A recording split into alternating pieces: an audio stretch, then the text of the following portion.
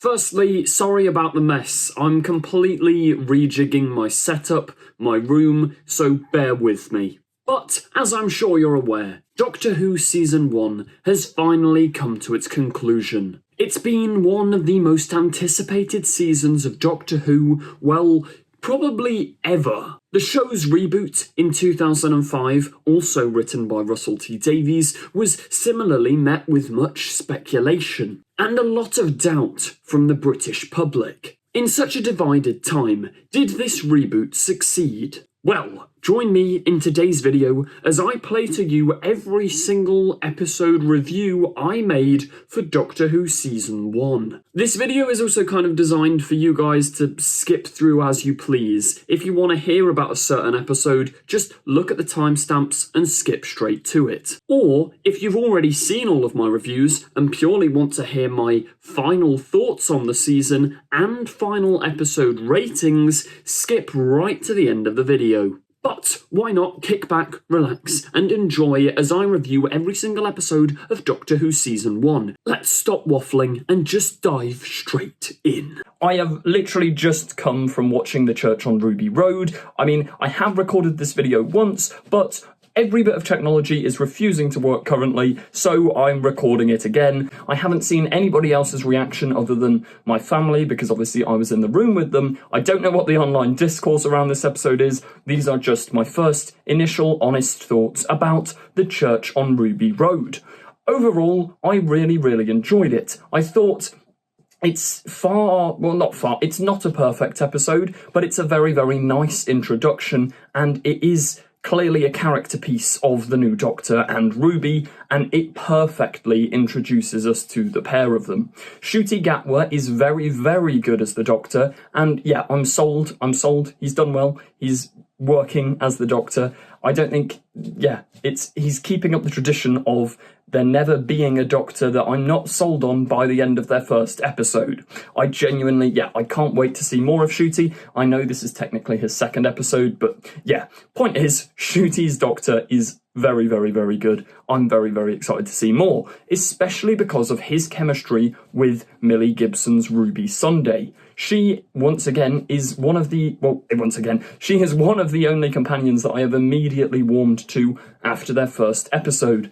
There's only, I'd say Bill and Clara, two of the others that I immediately was like, yeah, I'm on board. A lot of the others, it took me an episode or two, or even half a season to get into. Like Donna, she's one of my favourite companions, but I won't lie, in The Runaway Bride, she's not my favourite. She's good as she goes on, but yeah, Ruby immediately, she just gets it. Millie Gibson does such a good job. Her and Ncuti together is brilliant. When they're bickering in the doorway while Ruby's foster family is sort of debating about tea in the other room, and they're trying to come up with an alibi for why the Doctor's there and who he is, that was so much fun. The chemistry between the two is great. When they're on the ladder, when they're going through the Goblin spaceship, the Doctor being in constant awe of everything going on around him, and Ruby just kind of freaking out. That was really cool. I thought all of the characters in the episode were really nice. I also loved Ruby's foster family. They've got such a nice vibe, and I love that sort of domestic, real side of Doctor Who, and I'll talk more in a minute on the Timeless Child stuff, because that was very interesting that Russell sort of so directly addressed the Timeless Child. I thought was, very funky. But who the hell, I think she's called Mrs. Flood, Ruby's nosy next door neighbour. Who is she? Why does she know what a TARDIS is? She broke the fourth wall. Is she one of the Toymaker's legions that he threatened would come after the Doctor?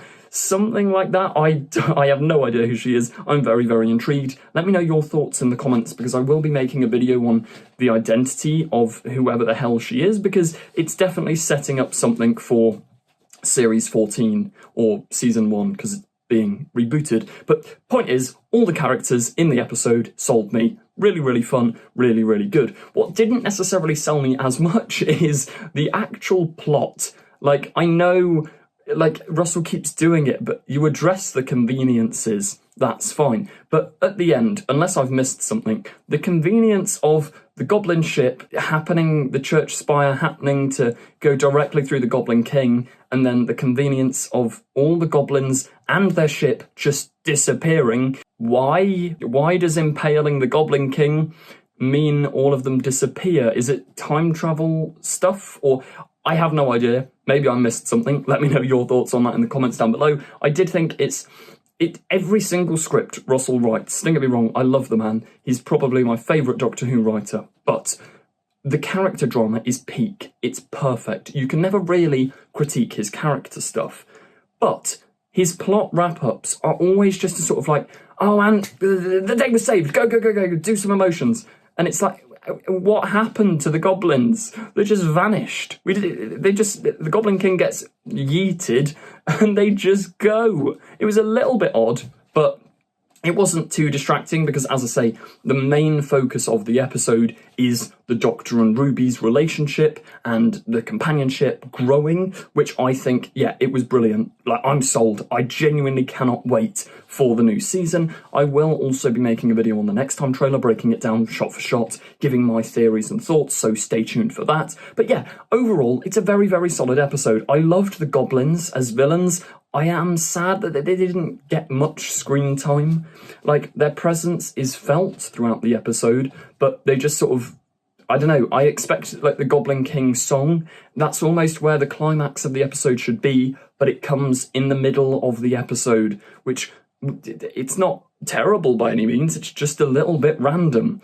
Like, I felt like the ending maybe needed a little bit more oomph, like, something happening with the goblins. Maybe they get more feisty, maybe they're more aggressive, and the Doctor has to, like, shoo away the goblins and push them off the ladder as he pulls the ship down. Or maybe they start firing at him with tiny little guns, or something more just to add more tension. Do you know what I mean? I thought it was good, but it needed a little bit more oomph at the end. I do think, though, as I say, characters are the focus of the episode, and the characters, there's not really much to critique at all.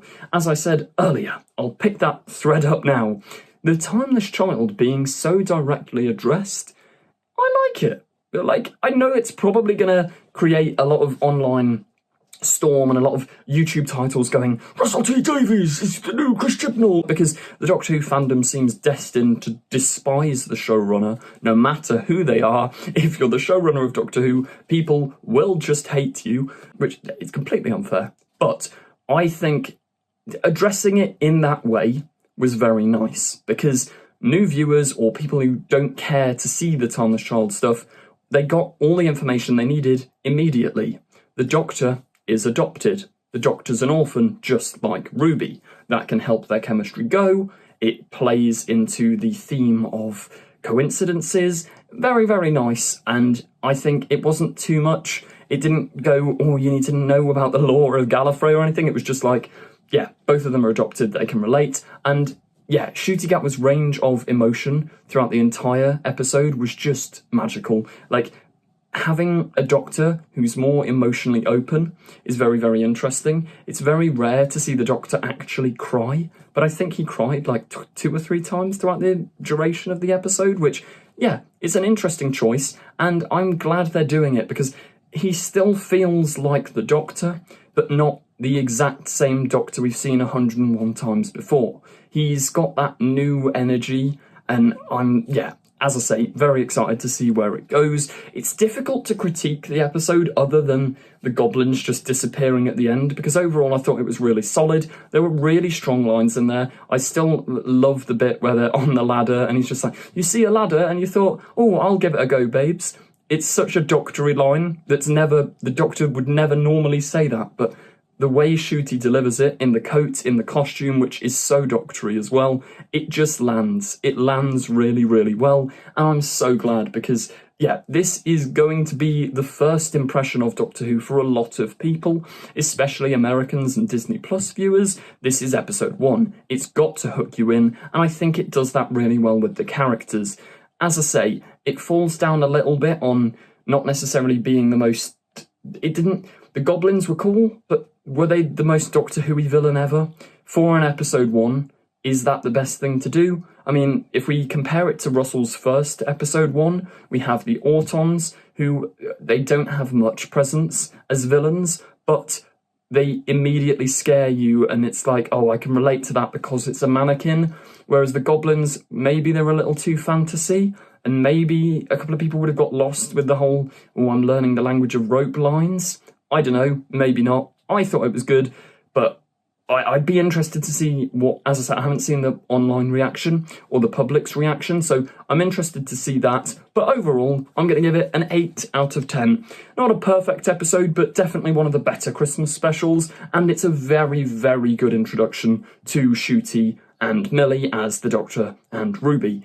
Today I'm going to be giving you my full, spoilery review of Doctor Who Season 1, Episode 1, Space Babies. We've already had one episode of Season 1, technically, the Christmas special, A Church on Ruby Road, but this is the first proper kickoff of Doctor Who's new era. Before I delve into this review as well, I should clarify, at the time of recording, I haven't actually seen The Devil's Cord. I've only seen Space Babies because, as mentioned in my last video, I got to see it a week and a little bit early, which was a fantastic experience. If you want to hear more about that, go and check out that video. I'll stop boring you with this information and just jump straight into the review. We start off with the Doctor and Ruby in the TARDIS, and I was actually like in awe of how doctory Ncuti Gatwa is right from the word go. I loved his performance in The Church on Ruby Road, and for the most part I loved his performance in The Giggle, but there's just something about the start of Space Babies, not just the start, the entire story, where Ncuti Gatwa nails the Doctor perfectly. Ruby Gibson? No, sorry. Millie Sunday? No. What's going on? Ruby Sunday, played by the wonderful Millie Gibson, is also absolutely fantastic. The pair really complement each other, and their chemistry, their dynamic, I genuinely believe is going to be one of my favourites in Doctor Who history. Now, the first sort of sequence where the Doctor's in the TARDIS and he's explaining everything, I mean, the Rani even gets a little name drop, I thought it was nice, but I don't know, is it too quick to give all that information away, especially for new viewers? Russell's original run took a little longer to build up to I'm the last of my species, there was a time war, I'm the Doctor, I've got 2 hearts. There was a whole sort of mystery about it, so I'm kind of 50-50 because I do prefer the slower approach, especially I think in terms of welcoming in a new audience. They don't want a load of exposition just dumped on them, but at the same time I do really get the sense of like everyone kind of knows what Doctor Who is. Like, in America as well, I think most people would go, oh, it's that quirky British show. Maybe they don't know loads, but in this age of information,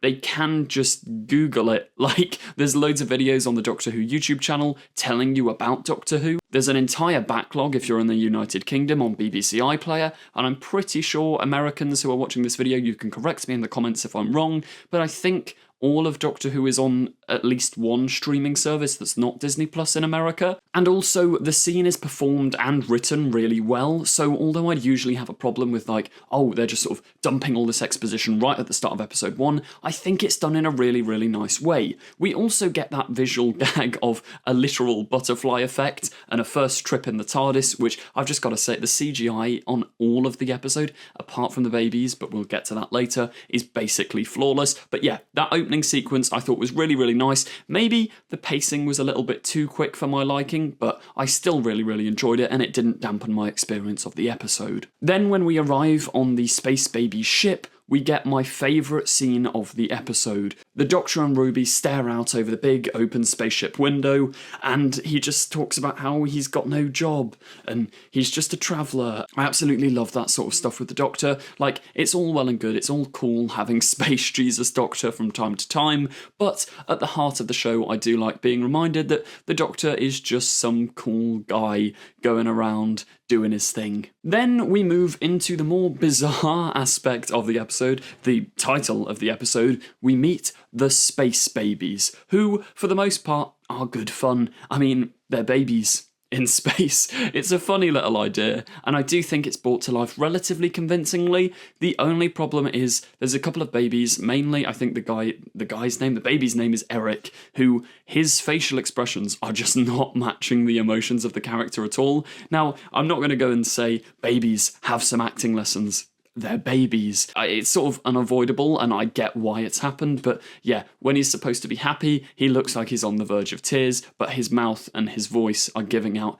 happy vibes. It's just a little bit Uncanny Valley-esque. But in certain instances, like with baby Poppy, who I think is the spaceship's captain, she, like, her facial expressions, she actually looks happy when she's happy, and I think that sort of stuff, it works perfectly there, but there's a couple of moments, it's not really the CGI team's fault, it's just a difficult thing to do. I initially had sort of concern that maybe this is too much of a weird thing for new audiences, like, if your introduction to Doctor Who is goblins stealing babies, then space babies, then a musical episode, it's almost like, how far away from Doctor Who is it? That's what I was thinking going in, but ultimately, I think it works. It's great fun, it's Doctor Who, it's silly, and if you don't like silly, camp, sci-fi, you're probably not going to get along with Doctor Who. I thought the nanny filter jokes and the nanny were all good fun, nothing too special or that memorable, but it was nice. I did think maybe the pace was a little bit, like, slow.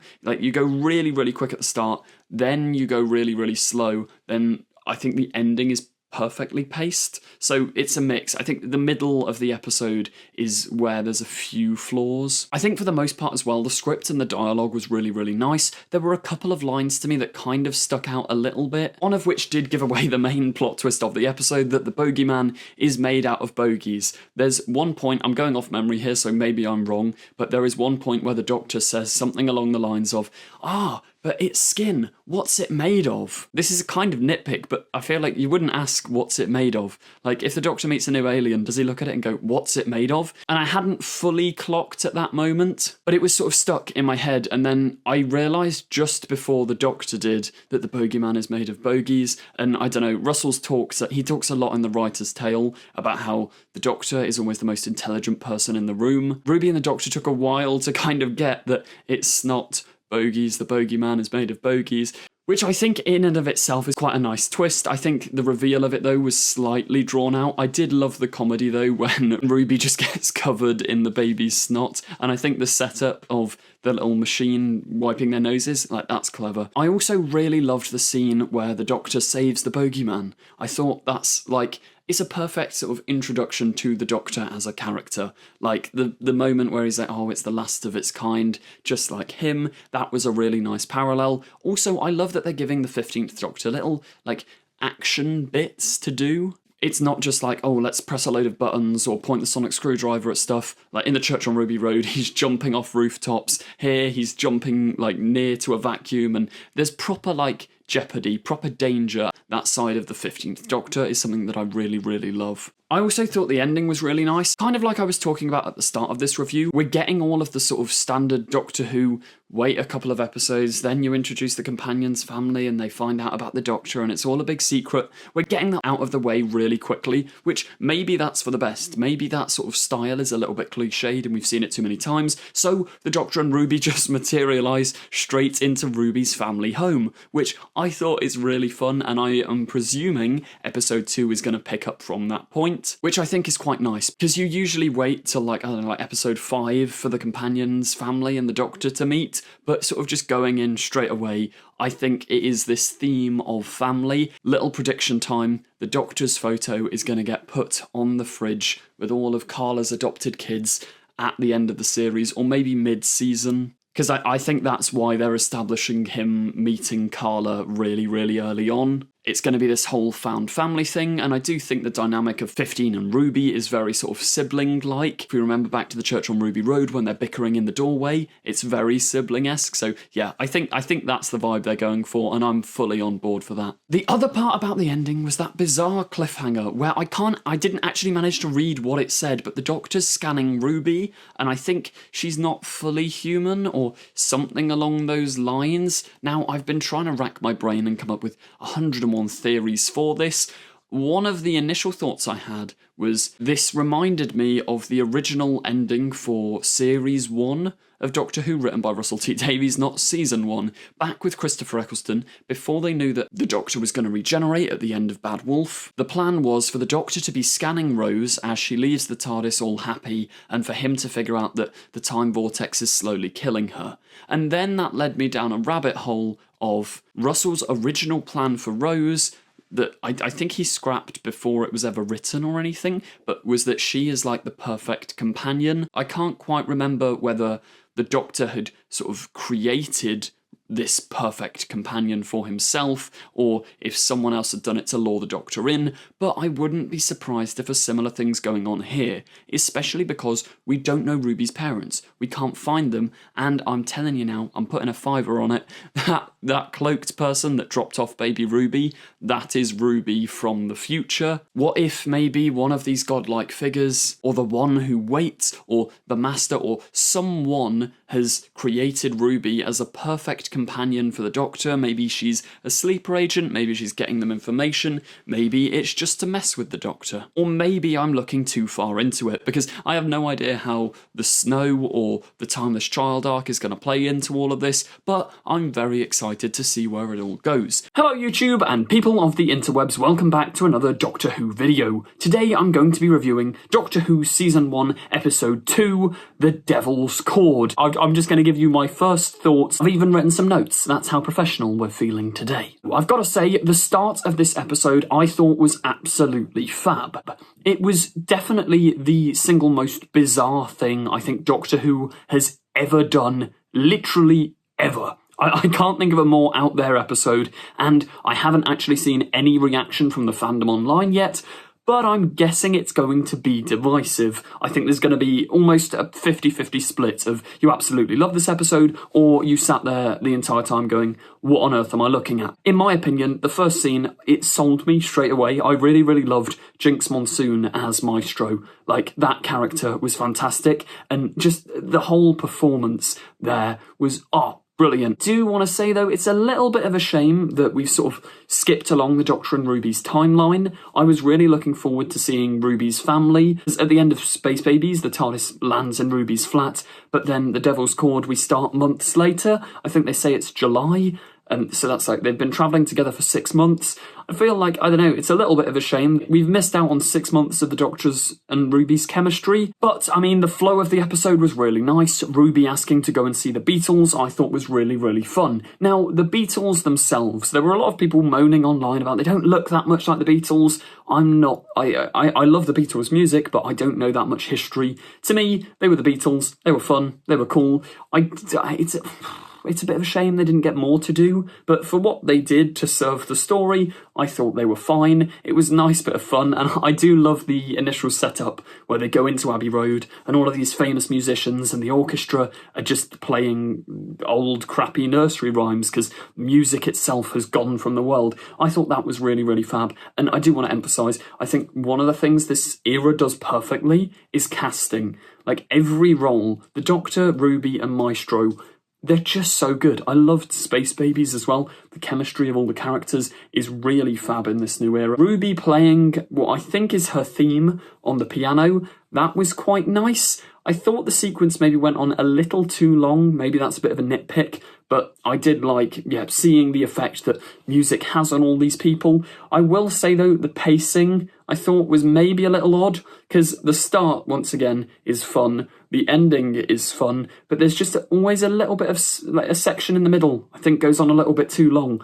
I felt the same about the Church on Ruby Road and Space Babies and now the Devil's Cord, so hopefully in future episodes that's sort of rectified. Also, we've got to quickly highlight Miss Merridew, or that woman from the Church on Ruby Road, or whoever she is, played by Susan Twist, who we presume to be ending up as Susan Triad, this mysterious figure that keeps cropping up. Is she the one who waits that gets name-dropped by Maestro, or is she someone else? Is she a character like the meddling monk, appearing and changing gravity to mavity, always being there watching the Doctor and Ruby on their adventures? I don't have many theories immediately after seeing that episode. She was just playing the tea lady, but it's something to bear in mind going into the future of the series. Now, I also have to say 2 things about costume designers. 1, The costume designer for this episode, brilliant, perfect. Set, costume, look, everything was genuinely phenomenal. And there's something about the sound, maybe it's just because I was listening to it from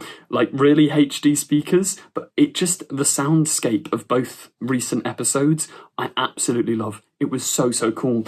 And, fun little fact, the costume designer for, I think like the Tom Baker era, the woman who knitted Tom Baker's scarf, actually made a little cameo. She was that old woman who looked out the window and then got absorbed into the piano by Maestro. I also want to highlight Maestro being I think they're described as like the child of the toy maker. That was really interesting. I knew they'd be like one of the toy maker's legions, but actually saying that they are the toy maker's child, that was really, really fun, and I think it worked really, really nicely. The fact that they sung the little giggle tune, and then the Doctor panics, freaks out, and runs, like, oh, I loved that moment. And seeing the Doctor in such sort of jeopardy when he's always so calm was genuinely kind of terrifying. I do think, though, the line from Ruby, like, "You never run away," was a bit odd, because we've only seen one adventure of the pair, and he literally did run away from the bogeyman. So I know it's supposed to be like they've travelled together for 6 months, but that comes back to my point at the start of this video. It's a bit of a shame that was off screen. It would be really, really nice to have seen those adventures, and that would have slightly justified Ruby's "you never run away" line a little bit more than just sort of feeling like, let's amp up the tension. I also, in terms of tension, loved the Pyramids of Mars rip-off scene. I mean, I say rip-off, Doctor Who's allowed to repeat ideas. If you remember back to the Pyramids of Mars, when Sutekh, like Sarah Jane's like, Sutek's going to destroy the world, the Doctor shows Sarah, "This is Earth if we don't stop Sutekh," and showing Ruby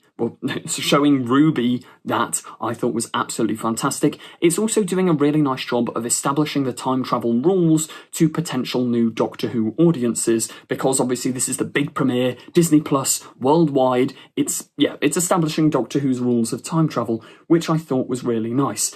As I've mentioned, the pacing in the middle was a little bit off, in my opinion. Nothing major. It just felt a bit like, I don't know, come on, let's keep the pace going. That Ruby bit with the snow, I'm still stumped on. It's fascinating me, and I genuinely can't wait to see where it goes, which is really nice, because sometimes with Doctor Who, you get these mystery boxes which feel a little bit like, oh, so it's who's this character?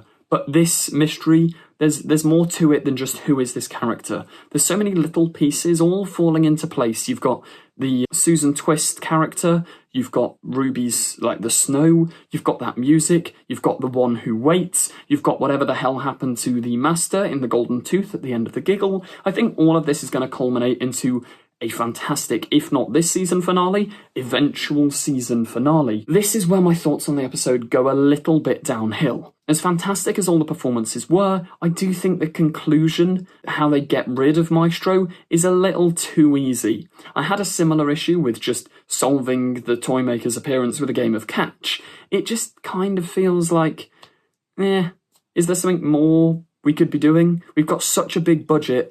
I don't know, maybe make it more visual. What if the Beatles were also in the room while all the weird musical stuff was going on, and maybe other musicians were trapped in instruments, or the orchestra were trapped in their instruments? Do you know what I mean? Just some more oomph than just the three characters in a really big empty room.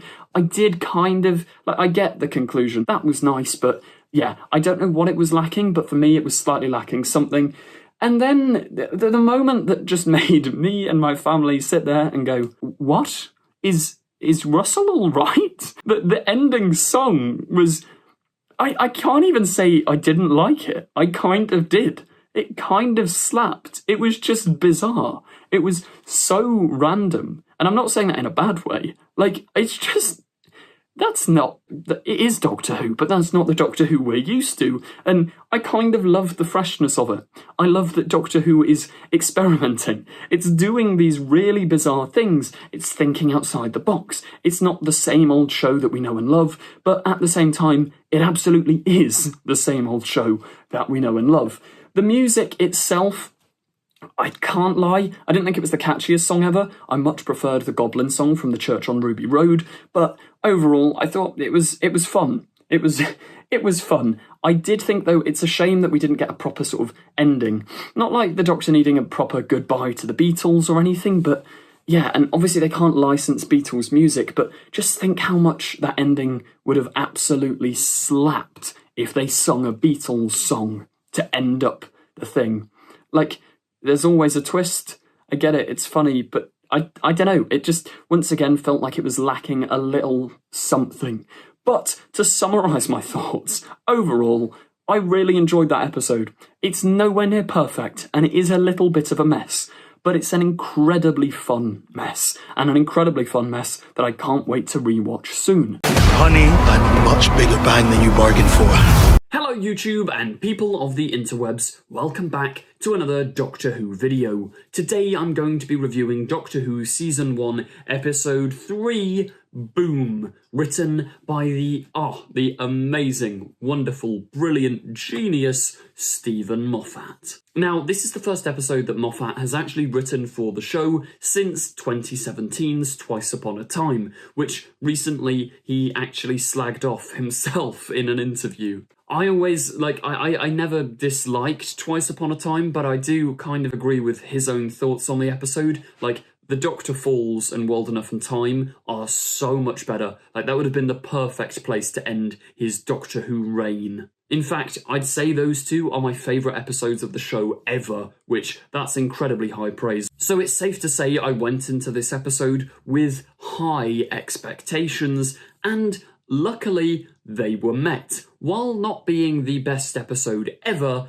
this is an incredibly strong piece of television. We'll start at the beginning of the episode. It's the logical place to start, but yeah, the pre-title sequence was quite nice. I thought, yeah, the set design and costumes and everything, like productions, graphics, everything looks so good. I mean, the Disney money is really helping the new Doctor Who to be properly fit for the streaming age. I watched this episode with my housemates and a couple of people from uni who were sort of casual Doctor Who fans, and yeah, even they, who usually complain about CGI, were going, wow, this is sort of matching the levels of production as Marvel shows, which I think that's impressive to note. Also, the characters and the characterization were really good. But yeah, as I say, the first initial setup of the, I can't remember their names, but like the religious soldiers all sort of going around, the ambulance played by Susan Twist again, suspicious stuff going on there. But the idea of the Doctor hearing someone cry for help, running to find them, and then stepping on this landmine that basically dooms everything, like, it's a masterclass in tension, and it was a great opening hook. Like, I think the second the Doctor stands on that landmine, till the second, spoilers, he gets freed from the landmine, it's so much tension, constant building of tension. I also thought all the little Moffat references were fun, like we had a reference to Villain Guard, obviously the religious priest people who were in Flesh and Stone. We got a reference to Fish Fingers and Custard at the end as well, and something that's not a reference but incredibly interesting, Verada Sethu. She was in this episode, our new companion. Like, where the hell did that come from? I think that wasn't leaked, no one knew about it, no one had a single clue that was about to happen, and I was sat there going, is that the new companion? No, it's surely not, but lo and behold, it was. By the time the credits rolled around, Verada Sethu was in the episode, and I think she was fantastic. I mean, I don't know whether the character she's playing here is going to be the same as the character she ends up playing when she's playing the companion. I'm really excited to see more of her. Shooty and Millie's dynamic was genuinely, the pair are just fantastic together, even though I am a bit, like, I don't know, I find it a bit strange how in The Devil's Cord it's established that 6 months has passed. I wish we got to see a little bit more of their relationship and chemistry grow, because they have such a strong bond and there clearly is really good chemistry there. It's just weird that we didn't get to see it sort of grow and develop.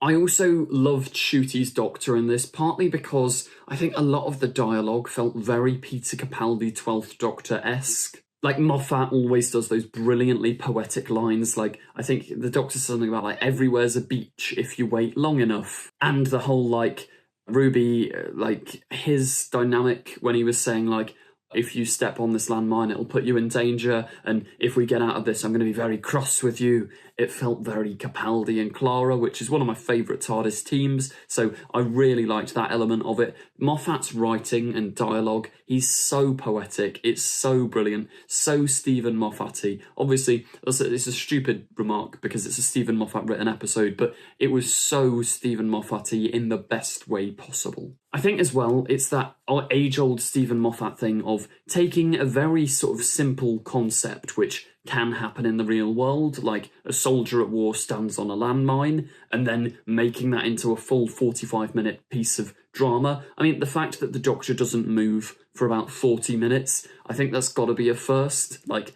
that's wild. And the fact that he doesn't move, yet it's kept insanely captivating and genuinely brilliant the entire way through. An incredible achievement for an incredibly written story. I thought the AI priest hologram things and like the whole ambulance, all the deal going on with ambulances, it's brilliant. It's Stephen Moffat at his peak again, and it feels really current, really relevant. Obviously, there's the sort of political commentary of the war going on and the war profiteering, like the Villain Guard people profiteering from that war. I thought it's incredibly interesting. Themes of religion were in there as well, and the Doctor being nice to the kid at the end about religion, but then him snapping about religion. I thought, yeah, there's some very interesting topics and points of discussion for people who watch these episodes. And obviously the AI holograms of like the deceased, that's such a modern, it's such a relevant thing now. Like, you can just completely see that happening in the future. I mean, it's sci-fi at its best.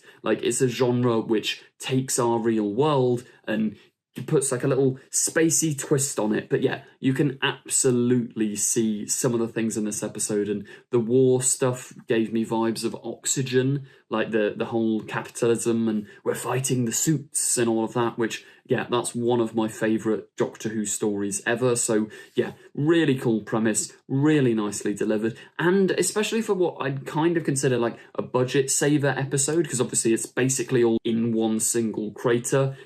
It was so captivating. I reckon, I haven't looked at any of the online discourse yet because I've only just sort of finished the episode, but I reckon there's going to be people whining about the power of love ending, and I don't think they should be. I mean, it's Doctor Who fans, so I'm guessing, maybe they're not, maybe people love the ending, but I thought it's a very clever ending, like the AI thing going in, messing it up, deactivating the stuff, and his daughter still saying like, no, he may be dead, but he's still alive within me, and all of that stuff. That was really, really nice. I also thought Ruby's kind of fake out death was done well. I mean, when it initially happened, I did kind of sigh, and there were a couple of us that were like, oh, you can tell Stephen Moffat's back, he's killed the companion immediately, and then obviously Ruby wasn't going to die, but I think, yeah, it worked in a way where you didn't expect it at all. Like, Ruby does just bang bang, she's on the floor, oh my god, what's going on? We got that motif of the snow and all the mysteries around Ruby happening again. I'm incredibly intrigued to see where this goes. And also, I'm really invested in the Susan Twist mystery now. Like, she was the face of the ambulance. This, for those of you who can't remember, she's been in Wild Blue Yonder as Miss Merridew. She's someone in the club who asks Ruby to play Gaudete on Christmas Eve in 2023. She is in Space Babies as one of the like Star Trek looking captains. She's in the Devil's Cord as the tea lady, and now she's in this as ambulance. So yeah, let me know your theories for where Susan Twist's character's actually going to end up going, because yeah, it's an intriguing mystery. But yeah, there's not really too much for me to sort of criticise in this episode. I genuinely just think it's an incredibly solid piece of television. Obviously, it's not perfect. I mean, nothing ever really is, but it was really enjoyable. I don't feel like I wasted 45 minutes of my life at all. I feel like sat there, really enjoyed it. It's not necessarily the most rewatchable episode, but for what's effective, filler episode feels wrong. That feels harsh. Like, I don't like that term, but for what is effectively a filler episode, for lack of a better term, perfect, 10 out of 10. Like, I think it's a better episode to almost give people a vibe of Doctor Who than Space Babies or The Devil's Cord. I think maybe there's a little bit of tonal whiplash if you're going to binge the series of going Space Babies, Devil's Cord, boom! Because, yeah, boom is... It's booming. To see the next thing. Hello YouTube and people of the interwebs, welcome back to another Doctor Who episode review. And I'm not gonna lie, this is probably the most confused I've ever walked away from an episode. Like, I genuinely, I'll play a quick reaction clip that, like, the seconds the credits finished, me and my housemates recorded. We've just finished 73 yards, and my immediate... am I thick or something? What? It was good, I did enjoy it. The concept of, like, the 73 yards and her always being there was really creepy, but, like, I don't understand. Nothing happened. No, But, like, yeah, it's a weird one, because I enjoyed the entire thing kind of until the final minutes, like the final 5 minutes, but then I really liked the final minute. There was just a really weird sour taste left in my mouth from the ending, but I'll discuss the entire episode in depth. So, the start of the episode when the Doctor and Ruby land on that Welsh mountain top, I absolutely loved. I thought sort of 10 out of 10 premise. As soon as the Doctor steps in that weird creepy circle thing, it's like, oh okay, I get where this is going. When the Doctor disappears, that was really, really fun. Like, genuinely 10 out of 10 premise start for a Doctor Who episode. It is interesting to note though, that the title sequence, famoosh, gone. No title sequence for us this week, which I kind of, the episode was 47 minutes long, so maybe it didn't have time to put it in. That's just an interesting thing to note. But the plot continued to thoroughly intrigue me as Ruby battles the weather and battles the cold going down to that village pub where our first notable event happens. She meets Susan Twist again, and she starts to kind of recognise her. Now, I really couldn't tell from this moment whether Susan Twist genuinely doesn't know who the Doctor is, because she goes like, do you need a doctor? Or if she's playing about. Are we going to get to the finale and she has a line where she's sort of like, oh, I was so theatrical, Ruby, you believed me. Or was she genuinely affected by what the 73 yards mysterious woman said? I don't know, let me know your thoughts in the comments. But I thought this was a really, really good moment, and I've got to say right from the beginning, Millie Gibson is fantastic throughout this entire episode. If you've watched the behind the scenes show as well, this is the first thing she ever shot for Doctor Who, but you can't tell at all. There's no sort of growing pains or nerves in her performance. It's genuinely brilliant. So emotive, so emotional, and it really makes you care about the character of Ruby Sunday.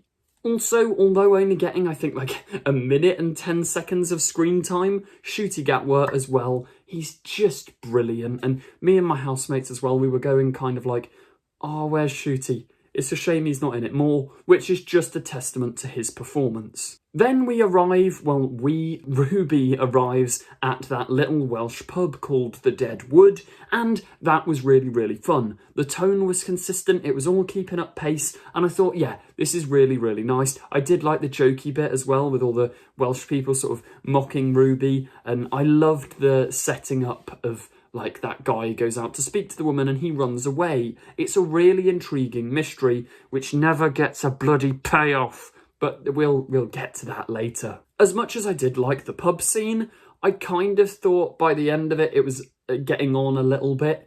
Like, it could have quickened up the pacing there. The characters and the performances were fun, but I kind of wanted to get out of the pub and explore more of the story. Although it was a little bit of a tonal shift, when Ruby gets on the train and goes home, that's another 10 out of 10 moment. I absolutely love, like, when Doctor Who does the sort of domestic stuff, like seeing the companions' home life and the dialogue between Carla, Cherry and Ruby. It's such a fun little family dynamic. Even Mrs. Flood as well, it's just a shame we don't get to see more of them. Here's hoping that in future episodes, they're gonna crop up more. I mean, we know Carla's kind of in the finale, and we've seen a shot and a little sequence in the trailer where the Doctor says to Carla that he promises to keep Ruby safe. I really don't get where that fits in. Also, I'm kind of confused about the timings of this season, because we've gone, episode 1 was Christmas Day of 2023, sorry. Then The Devil's Cord, Space Babies is immediately after, so it's January-ish. Then it's like July or June of 2024, which is technically in our future from when I'm recording this video. Then Boom is said to be set in October. Now that could be October on the planet of wherever they are in Boom, or it could be October relative time to us, because then 73 Yards is set in 2024, but it's very cold, like it's snowing for the majority of the episode, so it can't be June or July, meaning there's been another time skip. Is that part of the story? I really don't know. But as I mentioned, I thought there was a little bit of a tonal shift. Like, as soon as Ruby goes home, we kind of drop the Welsh folk horror element. Obviously, that woman is still following her 73 yards away. It's a really... I love the scene where Carla talks to her and then she, like, storms off in a taxi, and Ruby is just absolutely devastated. Like, it properly makes you care for the character of Ruby Sunday, which I brilliant scene. 10 out of 10 stuff. But then this was when the episode started to sort of lose that 10 out of 10 status. We go to like a sort of montage of first we meet Kate Stewart again, and I can't lie, sometimes I'm a bit like indifferent on Kate Stewart. I don't think she gets that much to do, but here I thought she was really fun. She was really nice. The little unit inclusion was nice, and Kate running away as well. It nicely sets up. It allows a little bit of exposition and shows Ruby's growing development. I thought that was really nice, although it was tonally quite different to the start of the episode. But then we get the montage scene where, I mean, the props, the graphics, the makeup and everything for this season has literally been flawless. Until now. Ruby did not age. I'm sorry, am I 40 years old now? No, I'm just wearing glasses. Admittedly, they need a clean, but that's not the point. I was confused. I know Ruby had a wig on, but she didn't have any wrinkles or anything. She reached aged 40 and just looked the exact same. I think, to be fair to Millie Gibson, her performance was slightly different and she was playing as slightly older, but I don't know, she looked maybe, 30? There's no way Millie Gibson looked 40 when she was supposed to be 40 in this episode. I also thought the sequence itself, the montage, was directed beautifully. Like, it worked really nicely. The only thing that sort of ruined the immersion was the fact that Ruby didn't look old enough. Obviously, we had cards, like birthday cards, signifying how old she was. But I don't know, I just didn't buy it. Also, the Roger Ap Williams stuff, like, Anya and Barnard just seems like a fine performer. It was nice. I think it's a really cool idea, but I did think it was kind of underbaked. Like, the second he comes in, it's quite quick. He's establishing himself as Mad Jack, which is where the circle thing happened. But yeah, it just, I don't know, it felt a little bit underbaked. And this is where a lot of the stuff set up starts to sort of fall flat because it wasn't explained properly. But do I have good news for you? I am releasing today, an hour or so after this video, a video called 73 Yards Explained, where I try and answer as many of the unanswered questions as possible that this episode leaves. So make sure you're subscribed, turn on the notification bell for that, and check out that video when it drops on the channel today. I thought the commentary of, like, Roger Ap Williams, it was a bit odd, kind of like, oh, I'm evil because I'm gonna use nukes. Who was he nuking? Why? Like, I don't know, it just felt a bit random, really. Like, I didn't feel like I got a sense of his politics or why.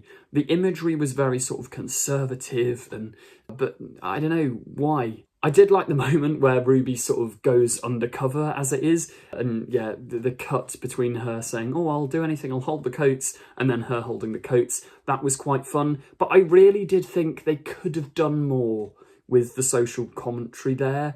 Like, Obviously, I'm not asking for like ridiculous stuff or anything too controversial, but just, I don't know, there didn't seem like a meaningful point was being made other than this guy likes nukes because he likes nukes, and this guy does evil things because he is evil. I don't know, maybe that's just a pedanticism, but it felt like it could have done with more work. The football stadium scene was quite nice. I thought it's a nice resolution, Ruby sort of wrapping it all up with making Roger go mad because, like, the 73 yards woman spoke to him. But also, again, I'll try and explain it in my 73 yards explained video, but, like, why?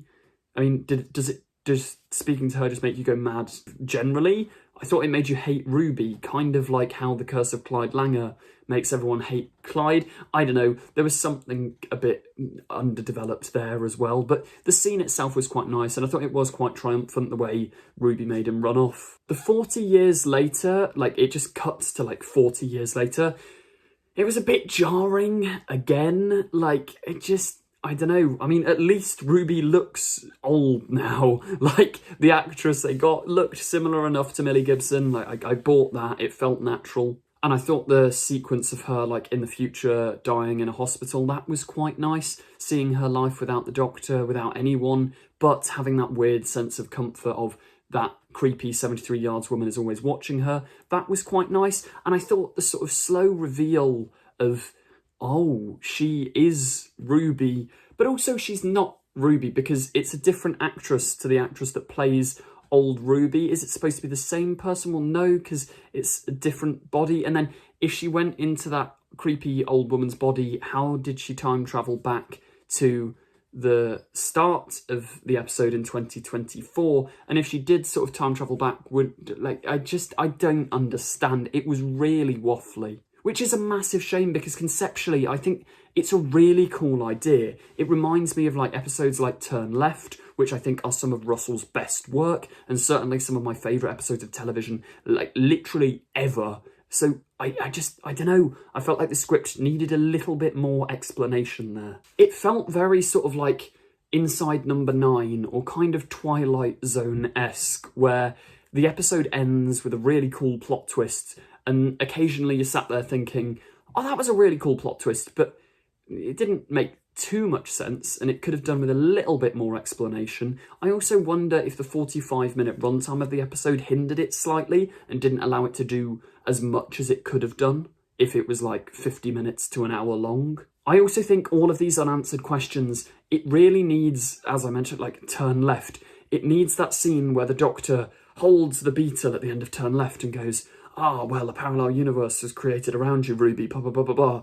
I mean, I know it's supposed to be myths and legends because of the sprinkling of the 14th Doctor's salt in Wild Blue Yonder, but still, there was just something, I don't know, something missing, something off. And I think maybe an end solution, the Doctor should have gone, oh, it's lucky I didn't step in there, because if I did, you'd have, like, had to live out your life without me. Then he clocks that old woman is Ruby, and he has to go in the TARDIS and bring old Ruby there. Well, I don't know, I'm writing fan fiction now, there's probably nonsense what I'm saying, but it needed something at the end, and it just, I don't know, the ending left a little bit of a sour taste in my mouth, which is a real shame, because the start was some of the best Doctor Who I've seen in years. So overall, I think maybe it's a bit harsh, I'm in the middle between 6 out of 10 and 7 out of 10.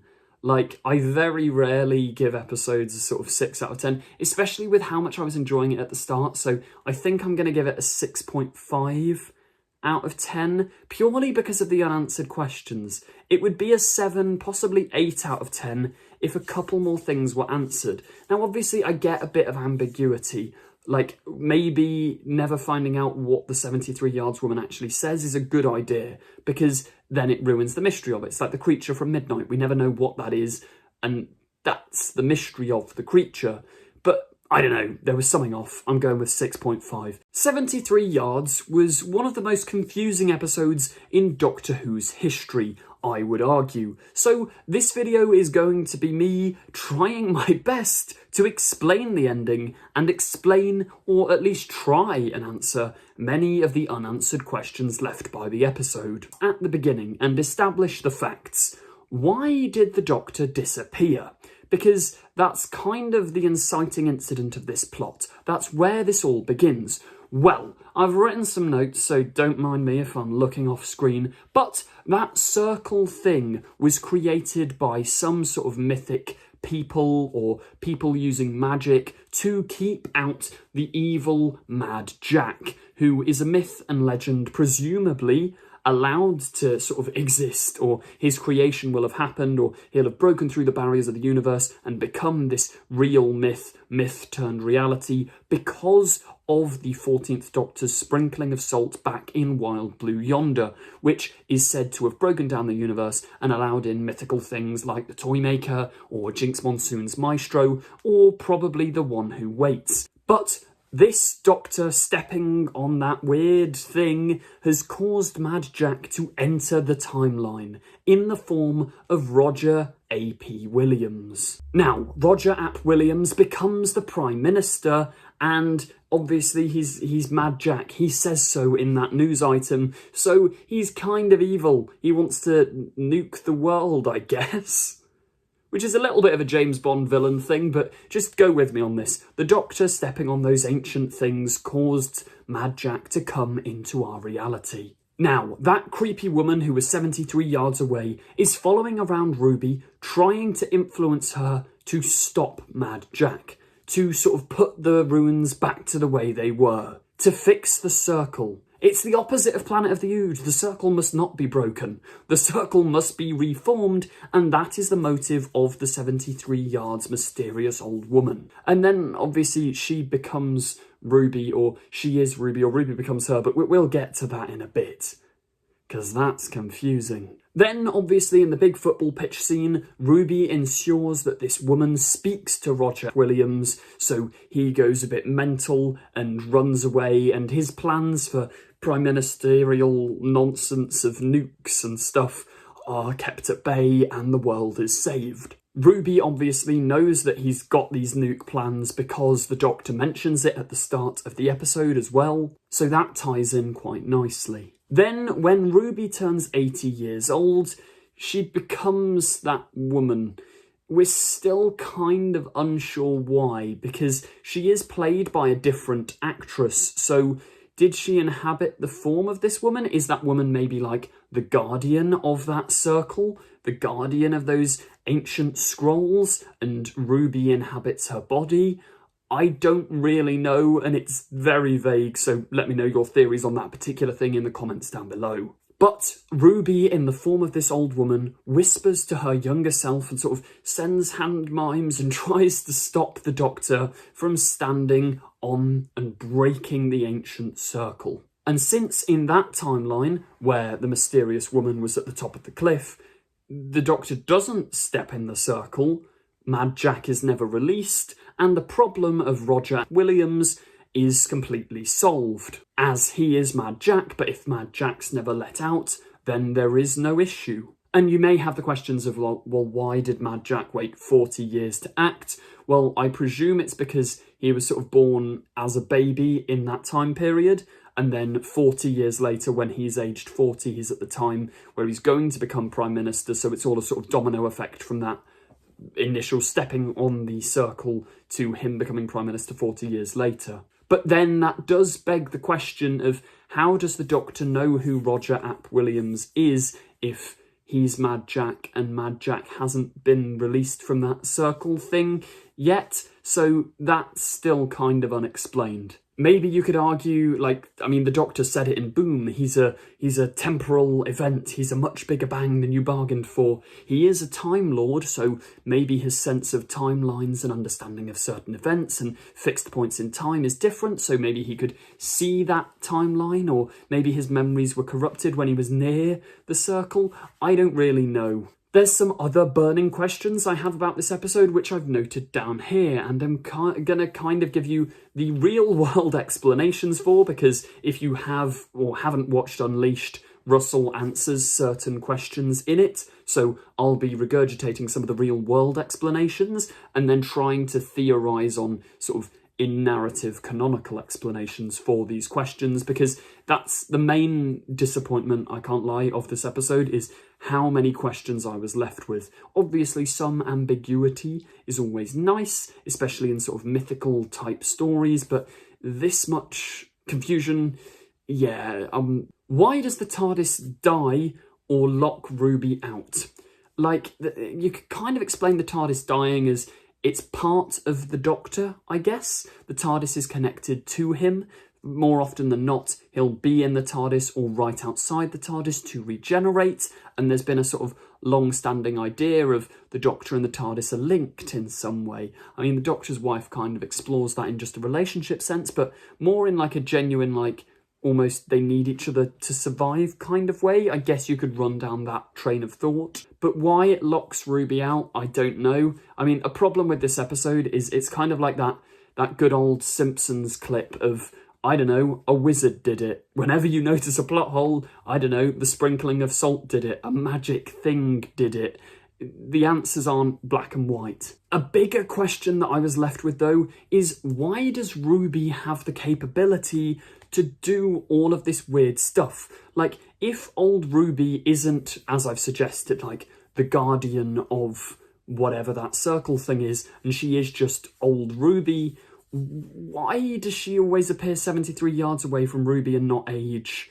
And how does this work? You could argue, maybe, as I have done in a recent video, that Ruby, like, this is going to sort of be explained and revealed a little bit more later on, but what if Ruby is a god? Obviously, this season's been talking about themes of gods and myths and legends coming into the universe, so maybe Ruby herself is a god, hence why she has these powers, and she only realises when she's older that she can utilise them to save the day. Why was she always 73 yards away? Why didn't she just go up to her younger self and tell her how to solve the problem? Because she's kind of inadvertently doing that anyway, so why couldn't she just speak to herself? Why is she always kept at 73 yards? Because it's not like she walks away, she just sort of appears 73 yards away, which is really creepy, really spooky and a good story mechanic, but the logic behind it is a little bit flimsy. I mean, the real-world explanation is Russell wanted to know how far away someone would be, where you can just about make them out, but they're a bit blurry, and you can't really tell who they are. So he went himself down to Swansea Pier and stood, and he measured about, when it's 73 yards away, that's when people become kind of unrecognisable, but kind of recognisable. So he went with 73 yards, which, to give him credit, is a banging title, banging name, and banging sort of urban myth. But then why did the photos blur? Like, even units who have really good technology try and take a picture of this woman and their photos are just blurry. Like, why does like, it's creepy that you can't take a good photo of this woman or get a good look at her, because obviously then you'd probably realise it's Ruby but old. But why? And then the biggest question of all, what on earth did she say to everyone to make them run and scream like that? It happens to Susan Twist's hiker character, it happens to Ruby's mum, it happens to Kate Stewart, it happens to everyone, which, yeah, it's very Curse of Clyde Langer, very creepy, a very cool idea, but what does she actually say? Well, if you want the reality, Russell says we're never going to know. We're not supposed to know. And if you want to go and watch Unleashed, the behind-the-scenes show, Stefan Powell, the host, does go round asking different cast and crew members what they think it is that the woman says, because it's deliberately left ambiguous, which it's a bit frustrating. But also, I do understand it. I think if that was the only question after the episode aired, I'd be fine. But there's so many questions, it's a little bit annoying. And obviously the actual actress of this woman has said all the hand signals she was doing was just a silly pattern. She was saying like, ooh, I can't remember, but it reminded me of Mr. Tumble, how he does his like, hello, and all of that. I thought that it was going to tie into the story and be a really clever usage of like sign language or something, and she was going to be doing something of meaning with her hands. But no, she's just sort of waving her hands around, and why? Because I feel like it would be a lot more creepy if she was just stood there. The fact that she's waving her hands around now, I thought was going to have a cool explanation and kind of be a Chekhov's gun, like it gets answered in the third act, but no, she's just waving her hands around. But those are all the big questions I had after the episode. Maybe I've missed some out, and I'll try my best to answer them. So drop any questions or theories you have in the comments down below. I really would appreciate it. I can save your lives! Wow. It's very rare that I'm sort of lost for words when leaving a Doctor Who episode, but genuinely, that's gotta be one of the most sort of, I don't know, thought-provoking, I don't know if that's the right turn of phrase. That was not what I was expecting when going into this story at all. Hello YouTube and people of the interwebs, welcome back to another Doctor Who review video. This week I'm reviewing the latest episode of Doctor Who, Dot and Bubble, which I assumed going in would be relatively light-hearted, quite upbeat, and wow, did I not expect that plot twist at the end. But we'll discuss the end at the end of the video because I need to sort of process more thoughts. I haven't really had time to sort of check Twitter or see a general consensus, but I'm going to assume it's a relatively controversial episode. Maybe, I don't know. I'm going to be very intrigued to see how it's gone down. But we'll discuss the start of the episode. So I think it begun quite nicely.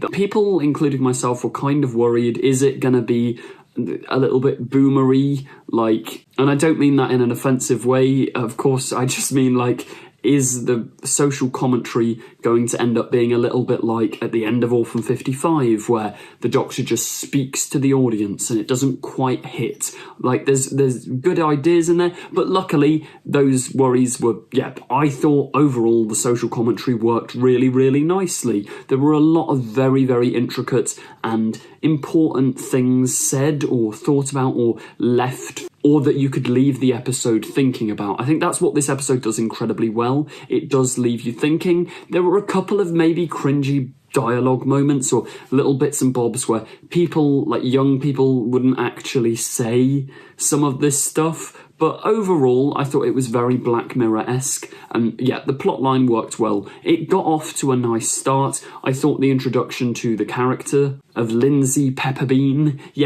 it was a character which obviously you go on a very big journey with. At the start, you think, oh, she's a little bit annoying, and then in the middle, it's kind of like, oh, I do hope she succeeds. I hope that the Doctor and Ruby can help her. Let's get her out of there. Hopefully she grows into a nicer character when she faces challenges, but then she gets confronted with a challenge and near-death experience and chooses to effectively kill this guy that we've grown to like, and then you think, oh, well, she's a bit of an arsehole.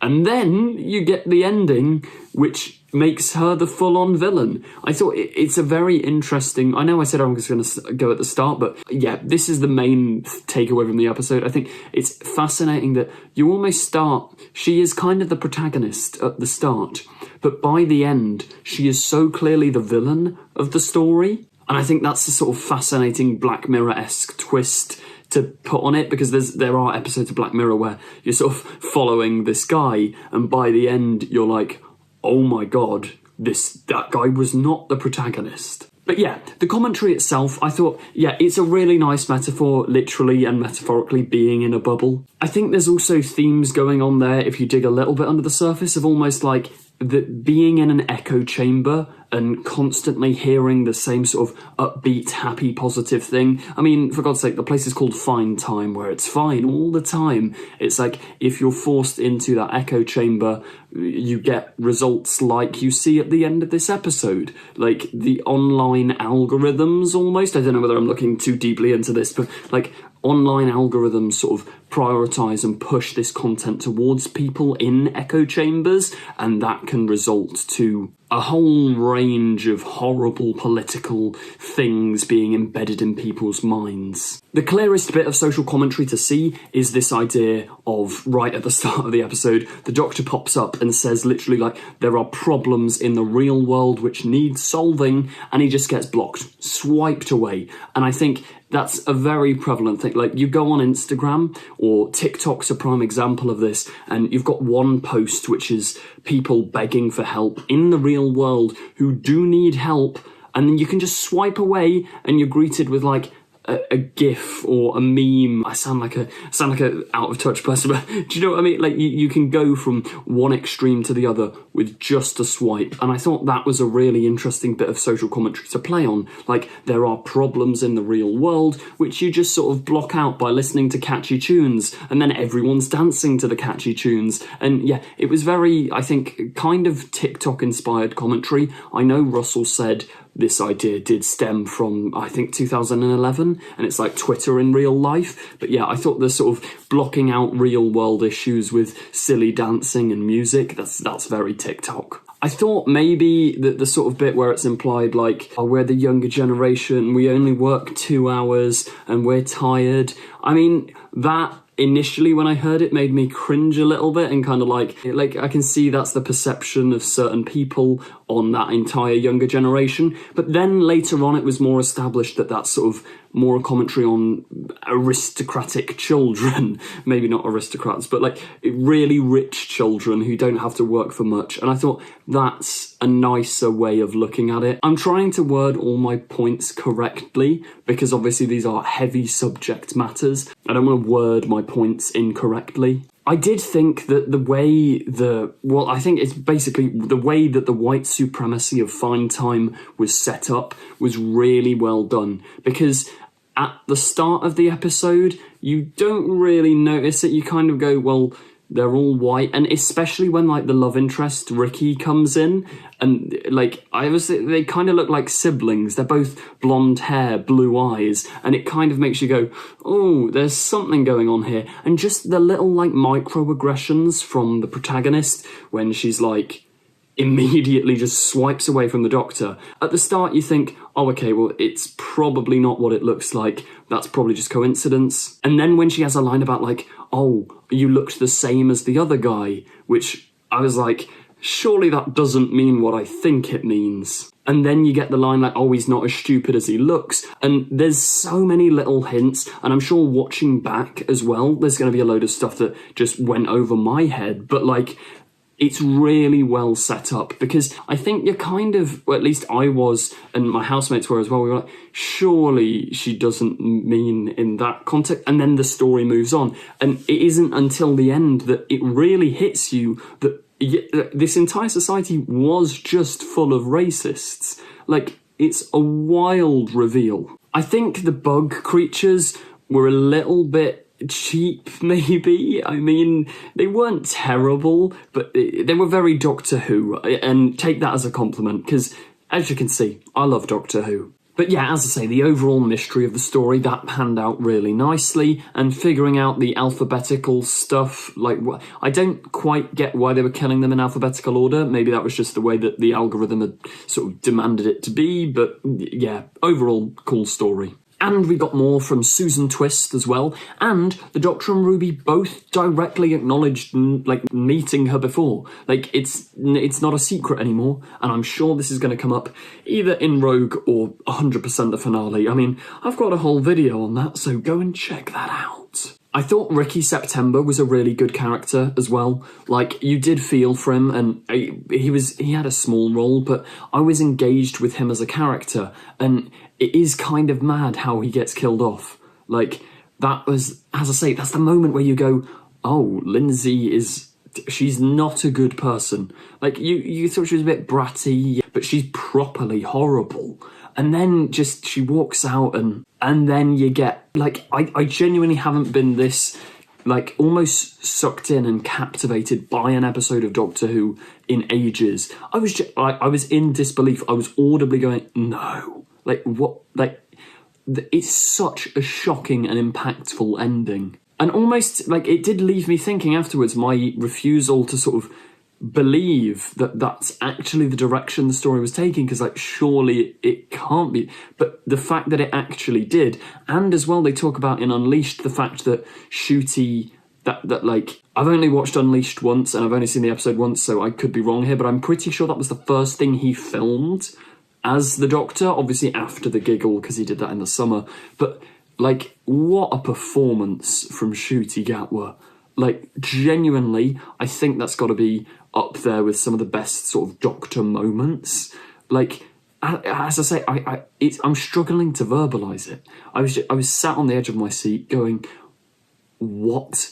And just his reaction, and when he screams and when he laughs, you get the full range, and it all feels so doctory. And I think as well, it's a testament to the Doctor's character, like that he's still going, no, I can help you. And Ncuti plays it so well. It's so perfectly done. And the emotion of the scene is so raw, and it feels so real. And Ruby's reaction as well, Ruby crying, just adds to the whole thing. It was wild. But yeah, as I say, I haven't seen the online discourse yet, but it did leave me stunned. I was genuinely shocked that this was an avenue they went down, and I don't fully, I don't know, I need time to process this episode, but overall, I did enjoy it. I really enjoyed the social commentary. I thought it was a really, really funky idea, and it's some of the most captivating, thought-provoking Doctor Who that we've had in a very, very long time. So overall,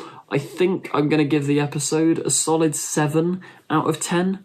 Yeah, it's far from a perfect episode, but the ending is just such an impactful moment. And Ncuti's performance, it just genuinely brilliant. And Lindsay on the boat going away, it's so the Doctor's so helpless, and so just the look on her face is so bitchy, and it's so uncomfortable. And I think that's got to be the intent, and they absolutely succeeded. So yeah, a solid 7 out of 10 for this episode. Really enjoyed it, really nice stuff, and I hope that Doctor Who does more in that vein of social commentary and exploring ideas. And I hope to see more of Ncuti Gatwa for many years to come. His performance was brilliant. Have you ever felt so alive? Hello YouTube and people of the interwebs, welcome back to another Doctor Who review. This week I'm going to be reviewing, breaking down and explaining, obviously there's spoilers throughout the video, so if you haven't watched, go and catch up, but I'll be explaining this bizarre little cameo as well. Anyway, we may as well just jump straight into the review. We'll start at the beginning. There was a pre-title sequence this week, and it was the most Doctor Who-y thing to ever exist. It was, let's establish the time period, let's walk around, and oh no, an alien! And that was a really nice, it sounds weird that it's sort of standard Doctor Who thing to do, but it felt like a breath of fresh air, because as much as I have loved Season 1 so far, we haven't had a standard classic Doctor Who episode since, I'd say, Space Babies. All of the other episodes this season have felt quite experimental, so it was nice to kind of go back to basics Doctor Who. Then, after the title sequence, we get thrown straight into the adventure, which once again seems to be a thing that's been done throughout all of this season. We don't find out where they're going or why they're going there. We just start in media res right away. The Doctor and Ruby having their little dance with their psychic earring things, that was fun. And obviously referencing the Bridgerton stuff, the Bridgerton style to the episode right away was quite funky. There's a lot of humour that I really appreciated in this episode as well. Rogue and the Doctor's chemistry was wild. From the first scene that the pair share, I could tell that Jonathan Groff's character of Rogue was immediately going to become a fan favourite. Everyone, well, I don't actually know that he's become that, but I'm presuming he will be because he was just great, and fingers crossed he comes back in future as well. But their initial meeting scene on top of the balcony I thought was really, really fun, and I absolutely loved the little bit where they both thought that the other was the Cholder alien evil thing. They both assumed it was the other one, and obviously Rogue's a very Doctor-like character, so having the two of them play off against each other was in a way almost like a little bit of a multi-Doctor story, when Rogue grabs the Doctor's hand and says run, it's, two Doctors almost, but yeah, I appreciated the character. He was very fun. I also loved the line where the Doctor was like, "Don't call me Doc," which I don't know whether it is a callback to William Hartnell's first Doctor, but it gave me those vibes from, I can't remember what episode it is, but I know that the first Doctor says, "And don't call me Doc," at one point, and yeah, I love that. That was good fun. When they arrive at their spaceships, I did get very much sort of Captain Jack vibes of the Doctor's just got his shed and your cool American, like, suave bloke has his big spaceship that's actually see-through. Well, not see-through, what would you call it? Invisible. He has an invisible spaceship and all of that jazz. Yeah, it was very reminiscent of Captain Jack. Obviously, I think this guy was supposed to be a time agent as well. The gun, the fit, the vibe, it was all giving Captain Jack. It's also interesting to note when they were in the spaceship, Rogue mentions his boss. Is this a tie-in with the Meep's boss from the 60th anniversary, where the Meep gives what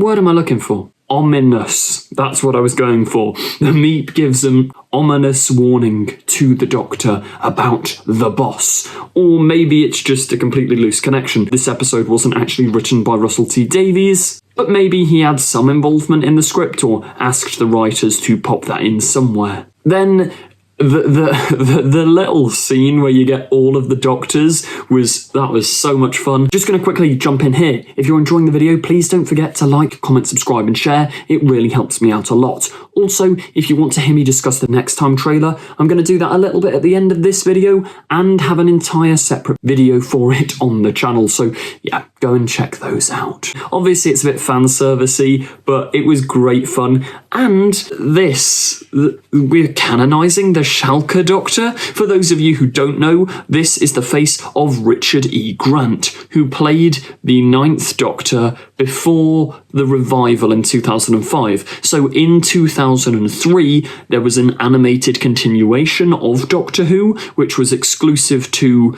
I think it was just exclusively online, or in like webisodes or something, or maybe BBC Three. And actually, it's where David Tennant got his first Doctor Who role. I think he just has a voice cameo. But Richard E. Grant played the Doctor there. And also, I saw on Twitter, I don't know how true this is, but apparently Russell T Davies didn't really like Richard E. Grant's performance in that, so it's quite funny that in Russell's second era, all these years later, we have actually canonised this Richard E. Grant Doctor, which I did really appreciate. It's a fun little nod for the fans, and yeah, great stuff. As to where he fits in the timeline, we're going to have to guess pre-Hartnell, because we've seen all of the regenerations of the modern Doctors, and obviously it was nice to see Joe Martin's fugitive Doctor crop up there as well, so I'm going to guess the Schalke Doctor is a pre-Hartnell Doctor, maybe? Let me know your theories on where he fits in the timeline in the comments down below. I also really enjoyed the music gag where the Kylie Minogue song kept playing and the Doctor was just dancing. It's such a new Doctor, and Ncuti's 15th Doctor feels very current. He's a very modern Doctor. He's a Doctor that I think my generation in particular will really, really get on with, which is great to see because obviously Doctor Who has to adapt to the time that it's in, and this episode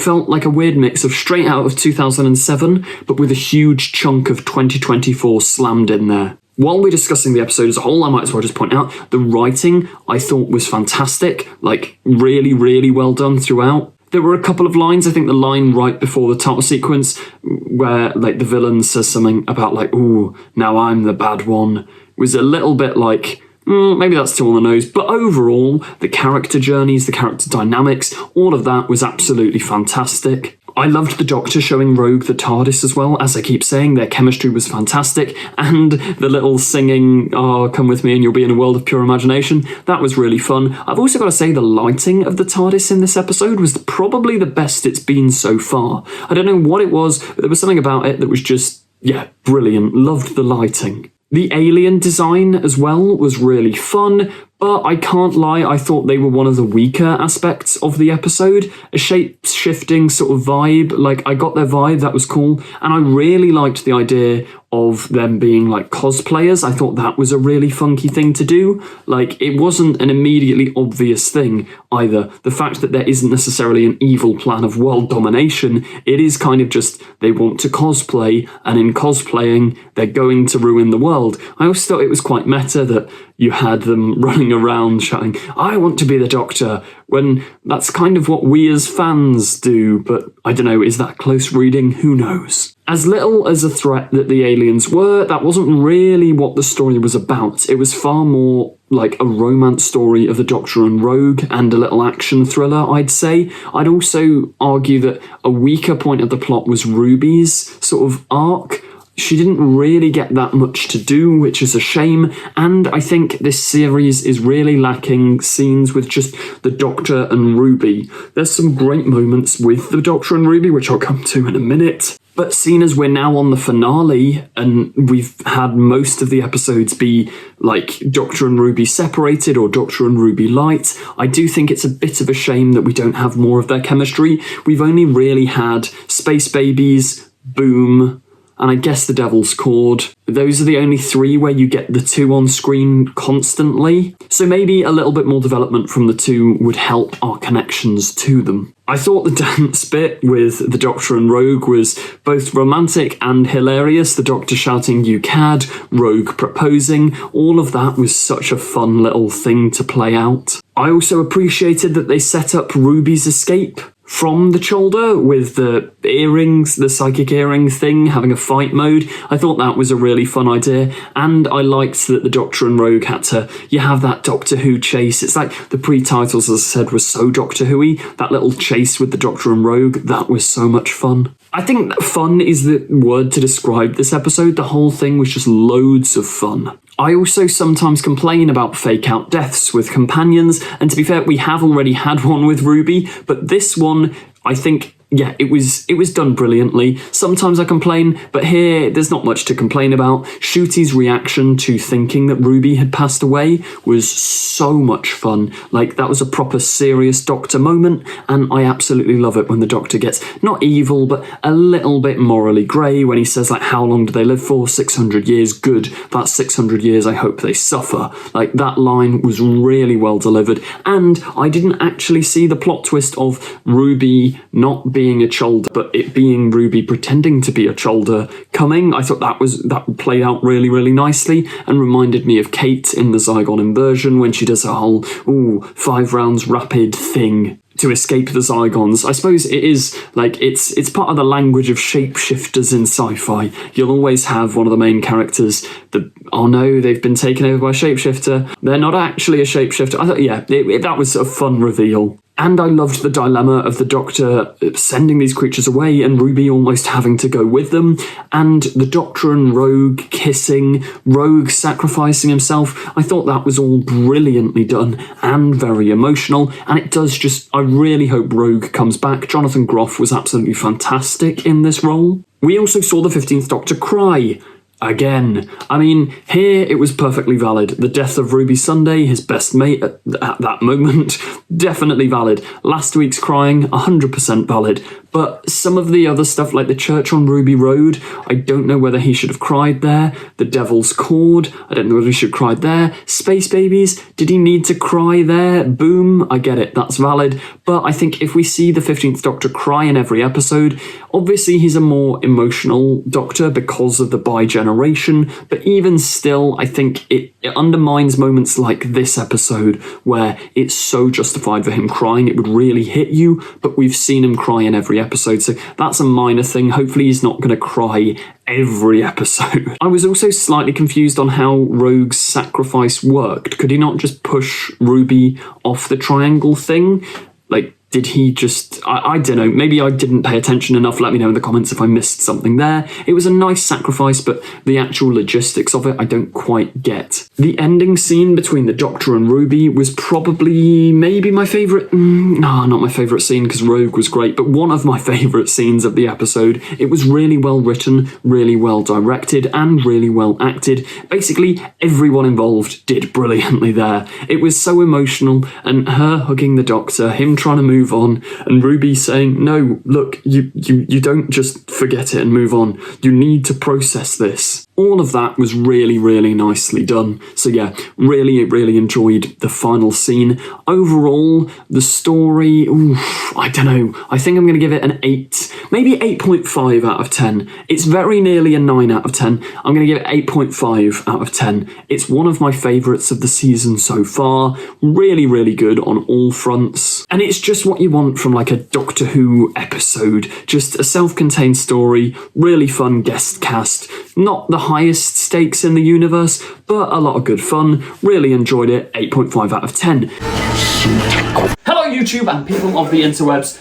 Oh my god, it happened. It happened. And we're going to do a quick review, okay? We've got all these lovely people. I feel like we're on a game show. It's pan round. We've got, oh my god, Sutek's actually back. We cracked it. You know what? We're great. Let's go. Let's go! Okay, so I'm going to give you my thoughts at the end of this video. I'll also have a review breakdown on the channel, so go and check that out. Go to this sofa first. What are we thinking overall? It was so intense, like the last part was The last half is brilliant. Doctor about it's That like real world VHS sequence was mental. I love it was that. good. It was It was so so good. good. bit of a bait explanation for doing it, but I that annoyed me at the start. But then once they got into it, I didn't care. Yeah, I think Yeah. that's the Start thing. with weird. The start. I just They started. needed a Can't go back cliffhanger in last time, episode. It's time locked. It Oh was a no, bit- we're gonna have to do this really cool sequence. Sorry guys. The start of it was like a bit like ADHD, like, we're starting, oh my god, the TARDIS is flying, and oh my god, Yeah. things are happening, oh my god, there's that person you know, there's that other person you know, yeah! And it's like, yeah, sure.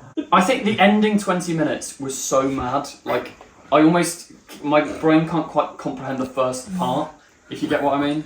Have a couple of desperados and you'll fall off the sofa. And chill. Yeah, if you want to watch our reaction video as well, Elise actually Literally fell fell off. off She the was sofa. so on the edge of the seat, she fell off.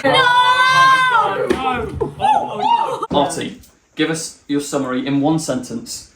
Go. I don't know what to say in one sentence, but I feel like it's just this episode is proof that we can't have an 8-episode series of Doctor Who because this was so good because it had so much room to breathe. Every moment was just fantastic because we got to see it in full. It wasn't rushed. There wasn't too much going on. It was just fantastic. And it hasn't been like this for ages in Doctor Who. But it was just so good and it makes me so happy. Right, quick fire. Elise, what did you think? That was Doctor Who. That was it. That was Doctor Who. It's back. It's back. It is. It was the most Russell finale I think I've ever. It was. It was just all set up. It was, The it was so cliffhanger good. being that late in was so rough. Shooty Shooty is the most beautiful man I've ever seen in my life. Acting. Oh, what a man. Right, we'll move over to Action. this sofa. As I think the only other classic Doctor Who fan in the room, I think us. Has anyone else watched Pyramids of Mars? I've seen it all properly. Not So recently. She's a Sarah Jane stan. Anyone else know? It's just us. As a classic Who fan, what were our thoughts? I just love it. You all like that, and I'm like, I love it. No, the thing is, it reminded me of so many different episodes. So, you know, you could point to the Beast, you could point to. I never I One can't even put experiment. Satan Pit. The Oh, Satan Pit, you know, the music build up as well. There's like a lot of tension in it, and I just think brilliant use of it. I really I love it when they bring a classic villain that like new audiences don't know. 100%. It's so cool. Oh, And it's updating it as well because everyone looks at Sutek as like this masked guy, and it makes Yeah. it more scary now that when I'm gonna go watch Pyramids of Mars because I just. right after. And this. also, I love the way they've used Mel as a classic companion, Yeah. and they've Sarah Janed her up. Yeah, and I think you said it in the I reaction video, kept but saying she it. is like the modern Sarah Jane. Yeah, because she has a good relationship with the Doctor already, where they don't have any kind of BS between them. So she can just tell him to like grow a pair and sort stuff I out. thought the moment where she sort of snapped him out of it, because obviously the 15th Doctor has cried every episode, and I'm pretty sure everyone online has complained about that. And Mel was I just love like, it. look mate, stop crying, solve the problem. Yeah, and the way it dealt with like Susan Twist as well, because we were like, how she involved, her face just came off, and it was kind of awful. Yeah. Now, Sally, as a new Who fan, had you ever heard of Sutek before today? Not really, no. And I tried to like not watch anything about this episode because I Yeah, didn't want it to go be in spoiled, fresh. apart from what like you'd said directly to us.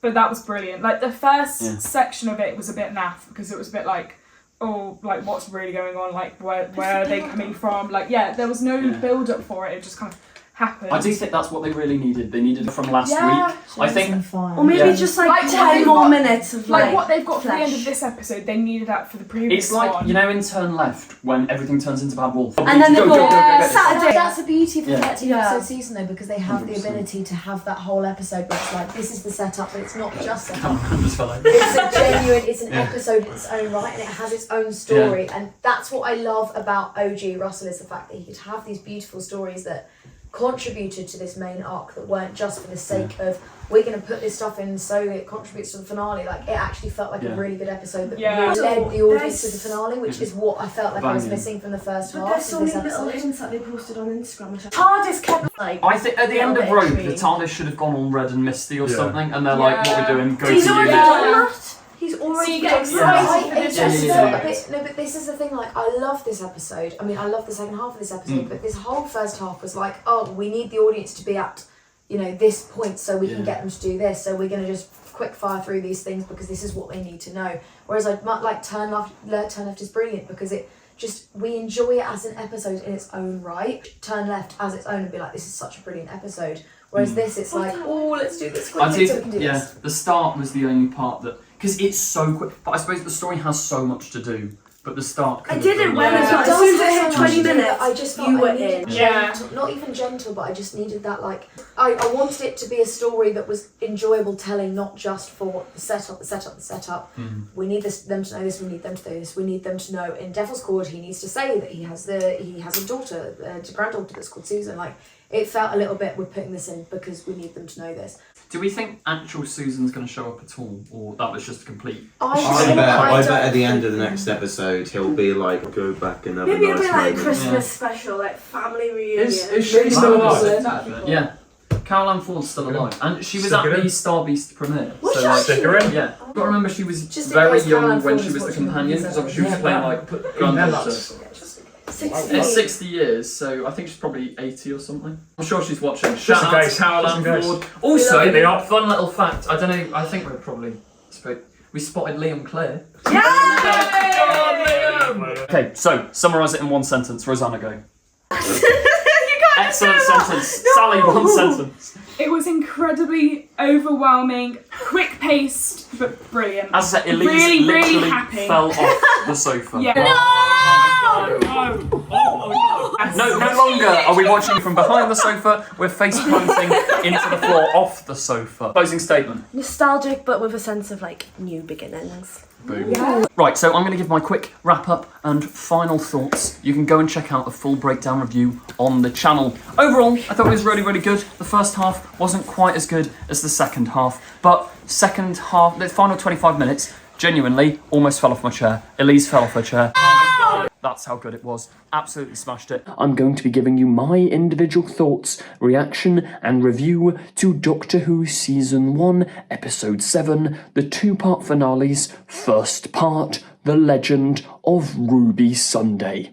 Now, I've got 101 videos about this coming out on the channel. This is my individual review. Over on the channel, you can also find a group review and reaction because, as you can see, I'm in a different setup to usual. Shout out to Elise, it's her birthday tomorrow, and she's kindly allowed me to come in her living room at 3 AM to record these videos. But yeah, as I say, a bunch of other videos. We've also recorded our live reaction to the episode, where, I'm not even exaggerating when I say this, one of us literally fell off the sofa. We were so on the edge of our seats. Like, genuinely, the reaction video is insane. Stay tuned, turn on the notification bell and subscribe so you don't miss that. But I'll just delve into my thoughts. Apologies, I've got all my notes on my phone, so that's where I'm vaguely looking if I look off screen. But yeah, the opening to this episode was solid.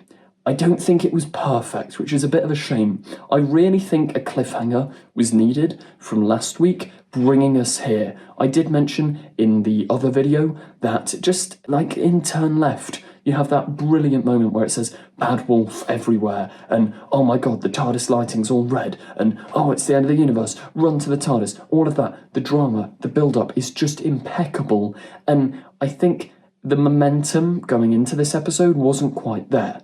Rogue ended beautifully, but maybe it's a problem with an 8-episode season. There wasn't enough oomph taking us straight into the start of this story. It just sort of kicks off. There's no time to breathe, which also is kind of a positive because it gets going straight away. There's no boringness. It is just bam, bam, bam, bam, bam. I thought Unit's inclusion was fantastic. I also thought, like, kind of side note, but Kate Stewart is usually, she's a decent character. Like, I don't have beef. I'm not starting a fight with Kate Stewart. Gemma Redgrave's fantastic in the role, but she never really gets much to do, especially during the Chibnall years. Like, when she shows up in Flux, she's there for literally no reason. She just goes, I'm Kate Stewart, and does nothing. But I thought she had, like, a little bit more character this episode particularly. I loved her appearance in The Power of Three, all the way back in 2012, and here, yeah, she feels like Kate. She's a really good character. I also, and all of us, we absolutely loved Morris. Lenny Rush was fantastic. It was really fun to just have him there. Like, I know he was replacing Shirley Ann Bingham's character in the story, but hopefully Morris can come back. He was really fun. Also, the Harriet Arbinger, I called that in one of my prior videos. Yeah, I'm so cool. But yeah, it wasn't the most predictable twist. I think just the amount of analysis and analyses I've been doing of every single promotion video, I was bound to get a couple of things right, which was nice. And yeah, obviously the big reveal at the end, we'll discuss that towards the end of the video because I'm going to go in chronological order, but oh my god. Oh my god. Anyway, Mel being undercover, that was so much fun. The Susan setup was quite nice. I did find the opening, the cold open bit a little bit odd with the like, that's also the name of my granddaughter. There's 101 Susans, mate. Like, why does the Doctor immediately think, Susan must be my granddaughter? I know it's connected to the TARDIS anagram thing, and I also love that Russell knew we'd work that out. I think Kate has a line like, even I worked that one out or something. Like, it was so obvious, and I liked that Russell was doing that. There were a lot of misdirects as well, which I thought, yeah, really fun stuff. Shooty and Ruby. Well, Shooty and Millie. The 15th Doctor and Ruby are great. I love them, but we need to see more. They barely spend any time on screen together in any of this season. Next week is the final episode, and they barely share the screen. They also need an argument. They need a bit of a domestic to really build up their relationship. I thought there was a brilliant scene with Mel. I know we're kind of time jumping in the episode, but the scene where Mel basically says to the 15th Doctor, shut up mate, stop crying, pull yourself together, I thought was fantastic. Because sometimes I do think, especially in those sort of life or death situations, not that I've ever been in one, but you would need someone, especially one of your oldest friends like Mel, to just go, shut up. Get on with it, you're the Doctor. And there's been a common complaint throughout this season of the 15th Doctor always crying. Obviously, on a lot of occasions, it's completely valid, but the fact that it happens every episode, it's quite therapeutic to have Mel go, shut up, mate, get on with it. I thought, yeah, that was really nice. Mrs. Flood. What the bloody hell's going on with Mrs. Flood? It's intriguing. She broke the fourth wall again. Is she a god? I don't know. I may do a video talking about my theories for Mrs. Flood, so stay tuned for that. But yeah, Shooty and Ruby need a lot more screen time together. And also, my negative thoughts on this episode basically stop about the 20-25 minute mark. The rest of it is damn near perfect. It's near 10 out of 10 stuff. As I say, we were on the edge of our seat. It was so cool. As soon as they introduced the VHS concept, absolutely adored it.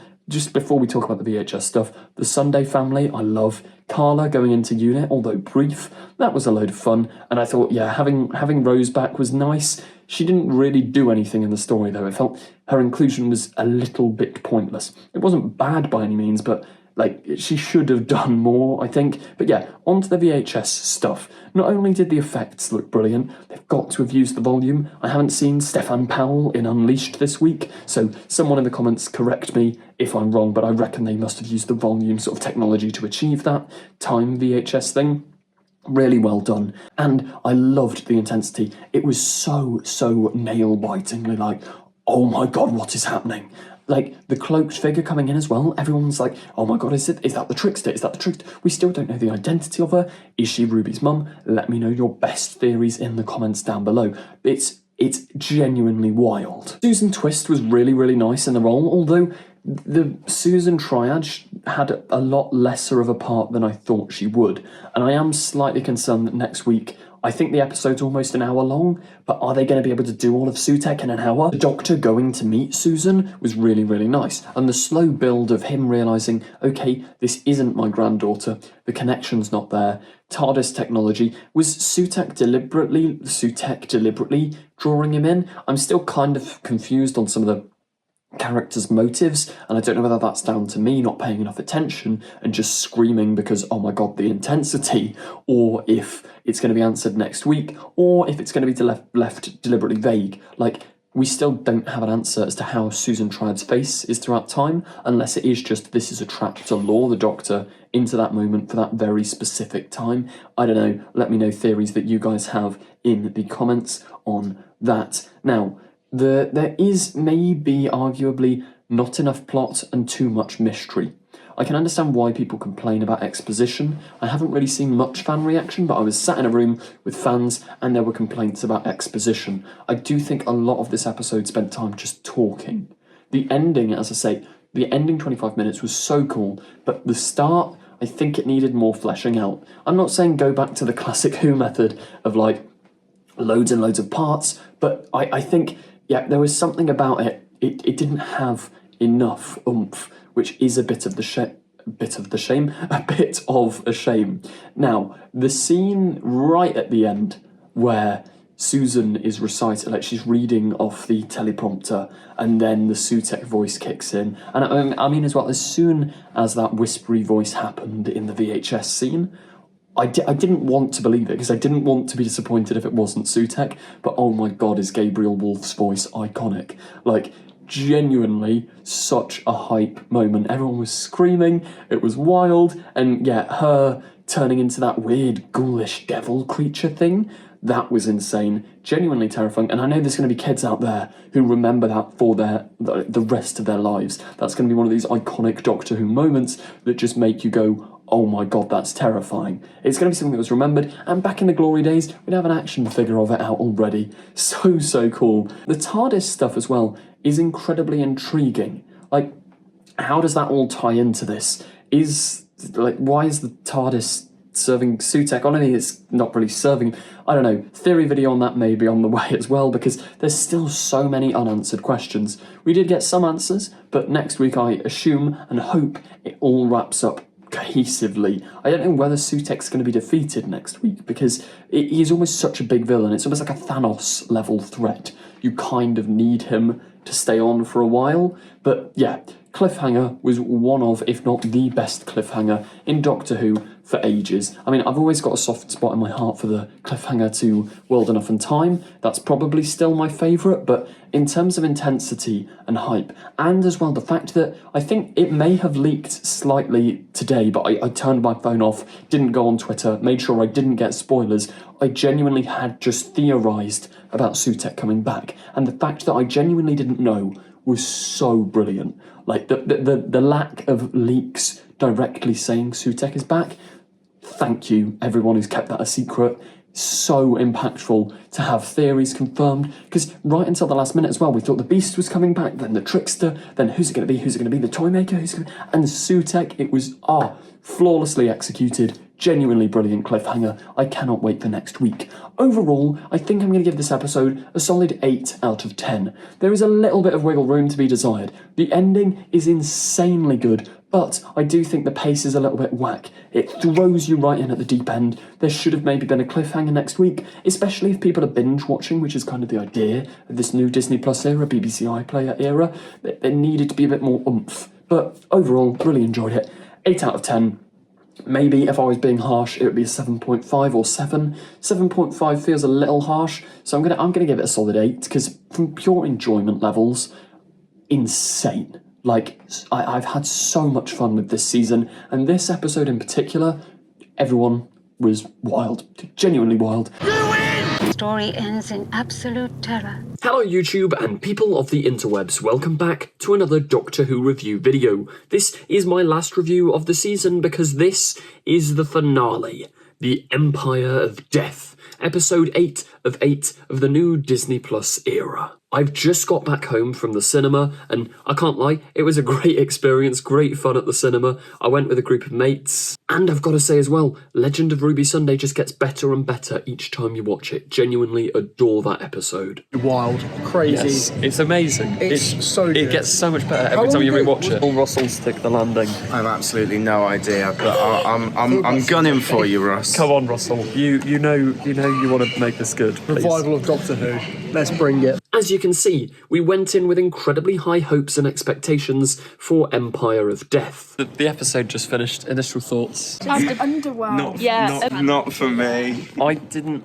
hate it. Sutek deserved better. But alas, maybe our expectations were a little too high. I'm not going to lie, I don't want to sound mean, it just didn't hit as hard as it could have done. And I want to make it clear, I've got the utmost respect for all the production team, like the writers, actors, everything. Everyone, you're great. I love your episodes, but I can't lie, this finale did leave me feeling ever so slightly underwhelmed. Maybe it's just because last week's was so good. But I'll get more into the reasons why that happened later in the video, so stick around. Before I do fully jump into the video, please feel free to like, comment, subscribe and share. You know the drill. It really helps me out a lot, and I cannot thank you all enough for the support you've shown this channel throughout this past month or so. But enough of that. My thoughts on the episode. Well, we'll start at the beginning, which I was on board with. I thought it was really nice. I loved UNIT having those defense mechanisms, and like Lenny Rush's character shooting bullets out of his Segway was really fun. The big lasers in the sky, Colonel Ibrahim, Kate, everyone was on top form. It was a little bit odd that Rose Noble was just in the background on what I think was like an iPad, kind of doing nothing, but yeah, that was a fun start to the episode. The Doctor and Mel running, getting on the moped, zooming through the streets, all of that was really nice. It did have big Infinity War vibes, like Avengers Infinity War, obviously everyone turning to dust. And I can't lie, not that it's a problem, but a little bit of like, there were multiple instances, in this episode where there was an idea explored, which I feel I've seen done differently and maybe better in other shows. I'll list some more of those examples later in the video, but yeah, I thought, I don't know, obviously Sutek's gift of death and turning things to dust was established in Pyramids of Mars, but the way it was done and the way it was portrayed, it did feel a little bit like Infinity War, but with less stakes. I also thought right from the off, Mrs. Flood is an incredibly...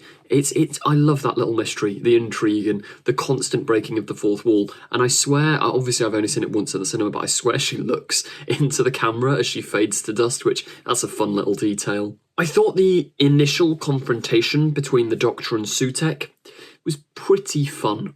I don't know why or what, but it wasn't a 10 out of 10 scene for me. And I can't quite pinpoint why that was.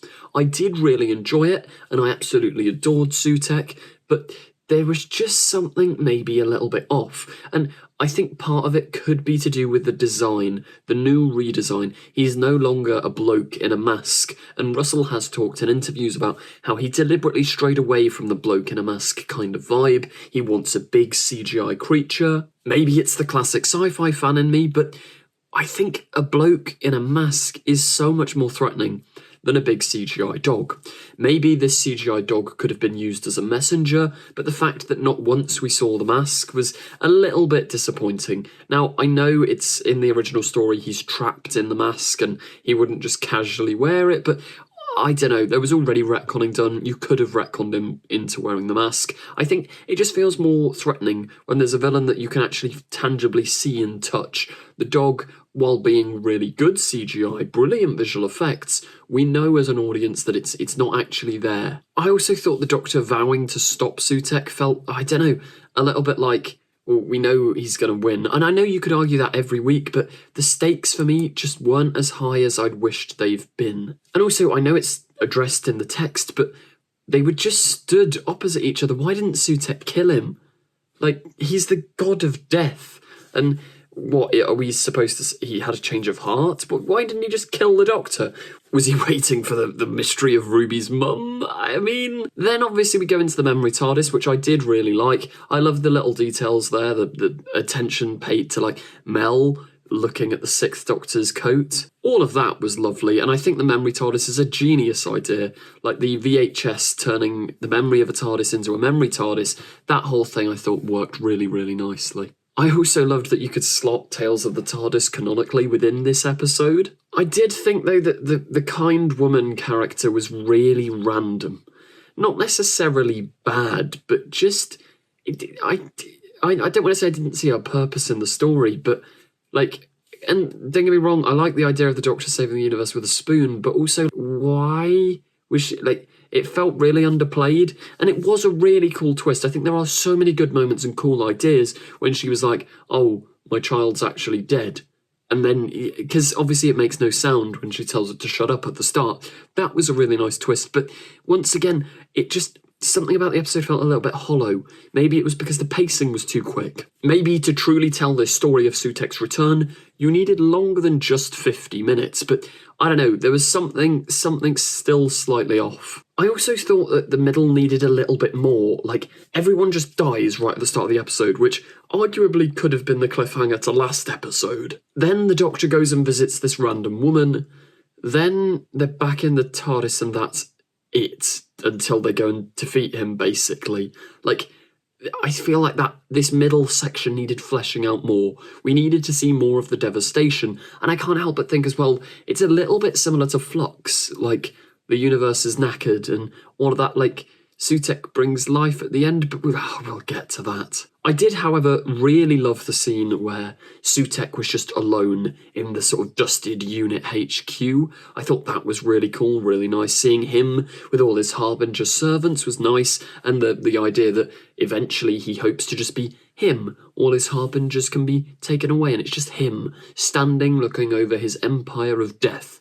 That was really, really cool. I thought the way 73 yards tied into this episode was, I don't know, a little odd. Not necessarily bad, but I don't know, 73 yards left a lot open, but we still didn't really have answers. Like, I'm sure that DNA scanning thing put in place by Roger Ap William was never mentioned in 73 yards. Like, is that a deleted scene? Or, like, why is that just...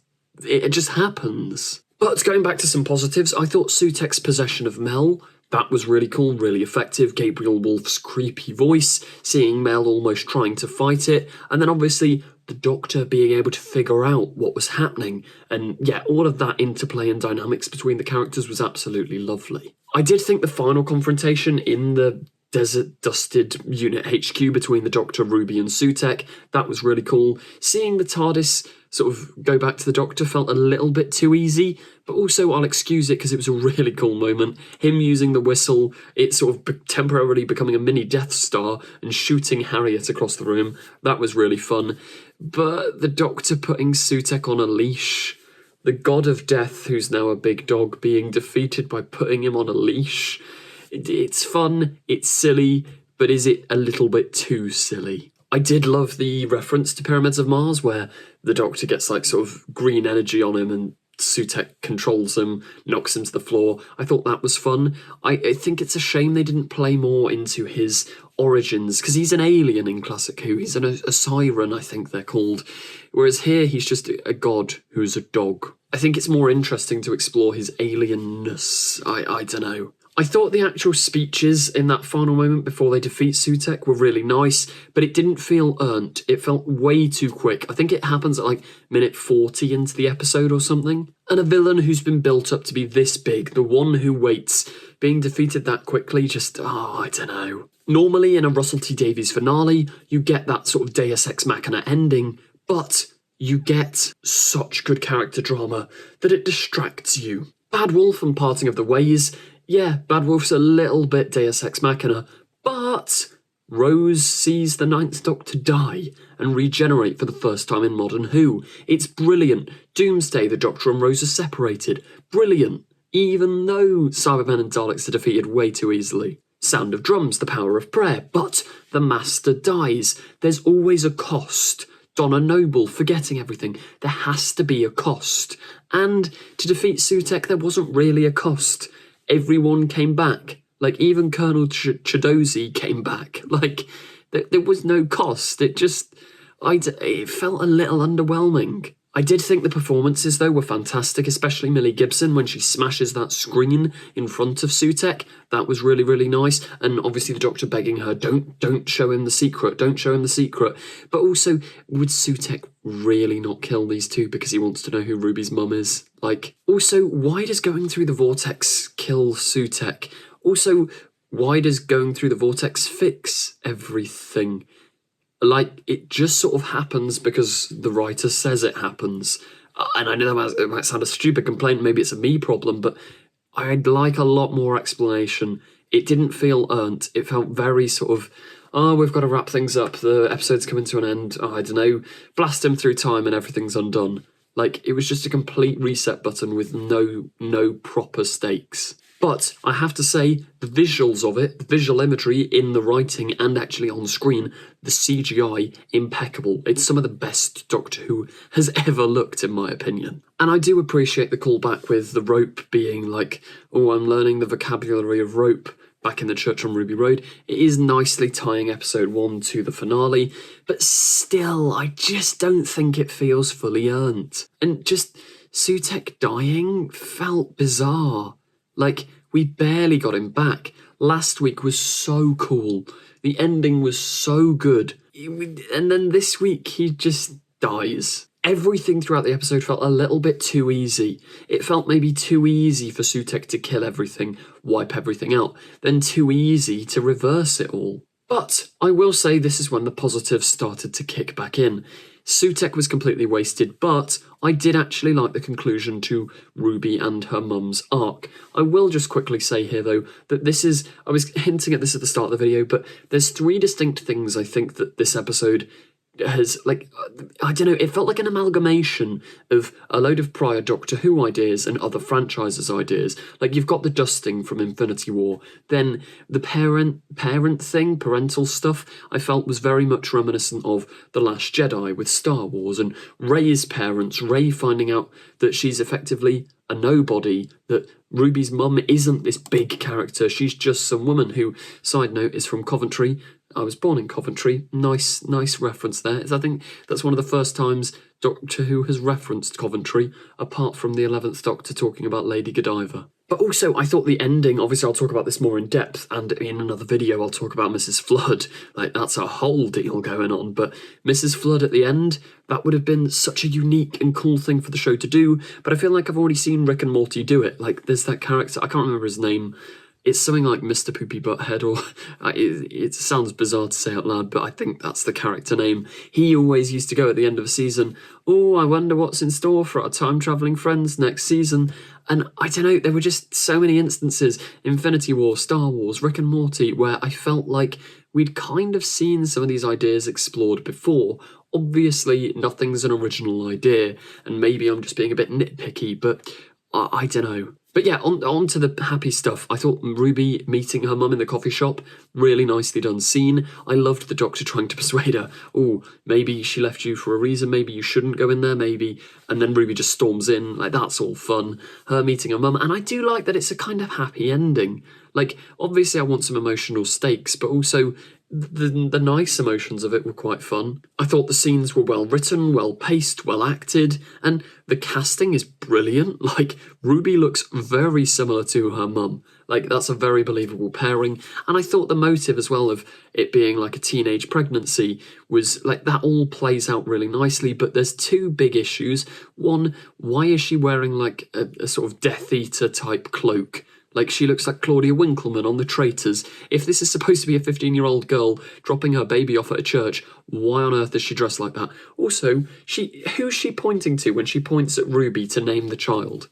Like, I felt like that was just a bit silly. The ending scene, though, between the Doctor and Ruby was quite nice. Sadly, I don't think we've had enough time for it to hit as hard as it could have, but even after just 8 episodes, I did start to feel emotional, and I don't want Ruby to go. I know she's back for season 2, but yeah, that just felt like that was a really nicely played out scene. And then, as much as I've sort of slated it, I thought the Mrs. Flood bit at the end was quite fun. And obviously it is going to drum up interest and intrigue and online comments and provide me with a lot of content to make. So cheers for that one, Russell. But yeah, overall, I think it's a very mixed finale. It's certainly, I'd say, possibly the weakest Russell finale. I might rate it higher than Doomsday, but I'll need to rewatch properly to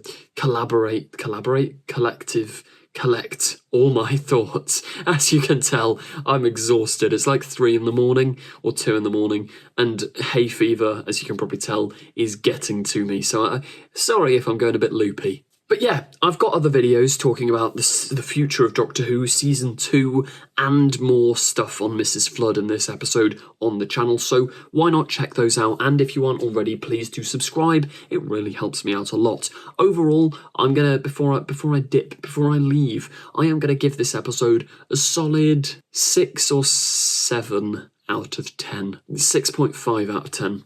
6 feels a little too harsh, 7 feels a little too generous. I won't lie, I wish there was a little bit more to this episode. Maybe I need a rewatch. Maybe I'm a negative person. I haven't seen many other people's opinions other than that of mine, my friend group and myself, so I'll be very interested to know your thoughts in the comments down below. Thank you very much for watching. If you did enjoy, like, comment, subscribe. You know the drill. I've already been through this. Goodbye. Russell, you're breaking my heart. Let someone else talk. Yeah, I'm good. Sorry. So here I am, 2 weeks on from the Empire of Death having aired, and where do my thoughts lie on the season as a whole? Well, I think overall it was a good season. Good, if this is like an Ofsted inspection, I'm giving it good. I wouldn't necessarily say excellent. It's not quite as fantastic as some of the other seasons of television that Russell T Davies has written. I'd say in terms of reboots of the show, it's second. First is obviously 2005. Then I'd say this, then I'd go the TV movie just below. But yeah, I don't know how welcoming it is to a new audience. I was in the shop the other day and the cashier noticed my friend's Doctor Who t-shirt. And there was a little Doctor Who-y discussion, but it became abundantly clear very quickly that just the idea of Space Babies as an episode 1 had kind of turned her off the show. And she wasn't a particular fan of musicals or anything, so immediately going into The Devil's Cord also turned her away, despite her being a long-term viewer of Doctor Who. Now, I'm not suggesting that you shouldn't try new things, but I do feel like certain elements of this series were played a bit too safe. Like, Ruby and the Doctor never have an argument, they never fight. That piece of drama and character conflict is usually what sets up Doctor Who to be fantastic. I did feel there was a lack of that character drama because maybe they were playing it safe. Russell T Davies did say to Stephen Moffat when writing Boom, Ruby is just your typical average companion, nothing like fresh. That's not to say Millie Gibson didn't perform it fantastically and there weren't some brilliant scenes with Ruby, because there were, but I don't know, I think certain elements, like the musical stuff, the Space Babies, that was too experimental, and certain elements, like Ruby and the Doctor's dynamic and their characters, weren't necessarily experimental enough. Now, I know that sounds pedantic, but like, I don't know, maybe that's just a Doctor Who fan moaning, but I feel like, yeah, they're a bit too experimental, but not experimental enough, if that makes any sense. And as fun as Space Babies is as an episode 1, it just doesn't quite hit. Like, I think it leaves people feeling a little bit uneasy. You almost needed a very clear setup episode without just sort of reeling off exposition in the first 10 minutes, then having a silly, like, little sci-fi adventure. I say that lovingly. I love silly little sci-fi adventures. And I don't know exactly what the solution is, but yeah, I think those are sort of my main thoughts. I'll try and quick-fire rank the episodes, though. So, Space Babies, I'm going to give a solid 6 or 7 out of 10. I think it's the strongest dynamic for the Doctor and Ruby. In that episode, they're both fantastic. Actually, I'll hold my horses, I forgot. Church on Ruby Road. We'll include that as part of Season 1. Church on Ruby Road, I'm going to give an 8, 7.5. 7.5 out of 10. It's close to being a 10 out of 10. There's some really cool ideas, but the goblins aren't a threat enough. And yeah, I don't know, the Doctor and Ruby are a little bit too friendly right away. However, their chemistry is fantastic. The Devil's Cord, I'm also going to give a 7 out of 10. I think, yeah, the musical number should have been incorporated into the actual climax of the episode. That's my main thing with this, because it is just, there's always a twist that's kind of tacked on at the end. Boom, I'm going to give an 8 out of 10, verging on a 9. I really enjoyed this episode. Stephen Moffat's great, and as I said in my review, I mean, the Doctor was kind of like the 12th Doctor and Clara back on my screen again, which, oh, magical. 73 yards, I'm going to give a 7 out of 10 again. The ending for me, as I said in my review, it just doesn't hit. It annoys me. It needs more explanation, just like in Turn Left. It's literally like if you had the scene with... If you remove the scene with the Doctor explaining the beetle at the end of Turn Left, it becomes a mess. Dot and Bubble, I'm going to give an 8 out of 10. While the start isn't the best episode ever, as it goes on, it's fantastic. Then the ending and Ncuti Gatwa's performance, brilliant, 8 out of 10. Rogue, I'm very tempted to give a 9 out of 10. I genuinely really like that episode. But 9 feels too high because I don't quite click with the villains of that episode. And I know it's not really about the villains, and if it was purely based on the Doctor and Jonathan Groff's character Rogue's thing and Ruby's little side quest, I thought that was quite fun. But the aliens are a bit mid, so I'm going to give it a 7. No, I'm going to give it an 8. An 8 out of 10. Legend of Ruby Sunday, I'm going to give an 8 out of 10. No, I'm going to give it a 9. The more I rewatch it, the more I absolutely adore it. And it is let down by part 2, so yeah, but just the hype it builds up, the reaction it gave me, the fun I had while watching Legend of Ruby Sunday is an 8 out of 10, which leaves us with Empire of Death, coming in at 6 or 7 out of 10.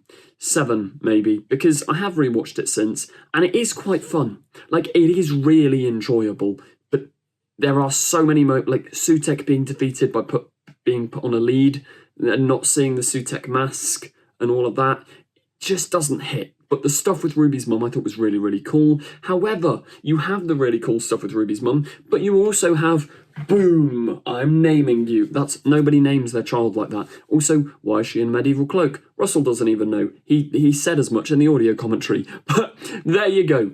Those are my ranking and review of Doctor Who Season 1 as a whole. Overall, I'm gonna say, yeah, it's a solid season, but it's good. It's good.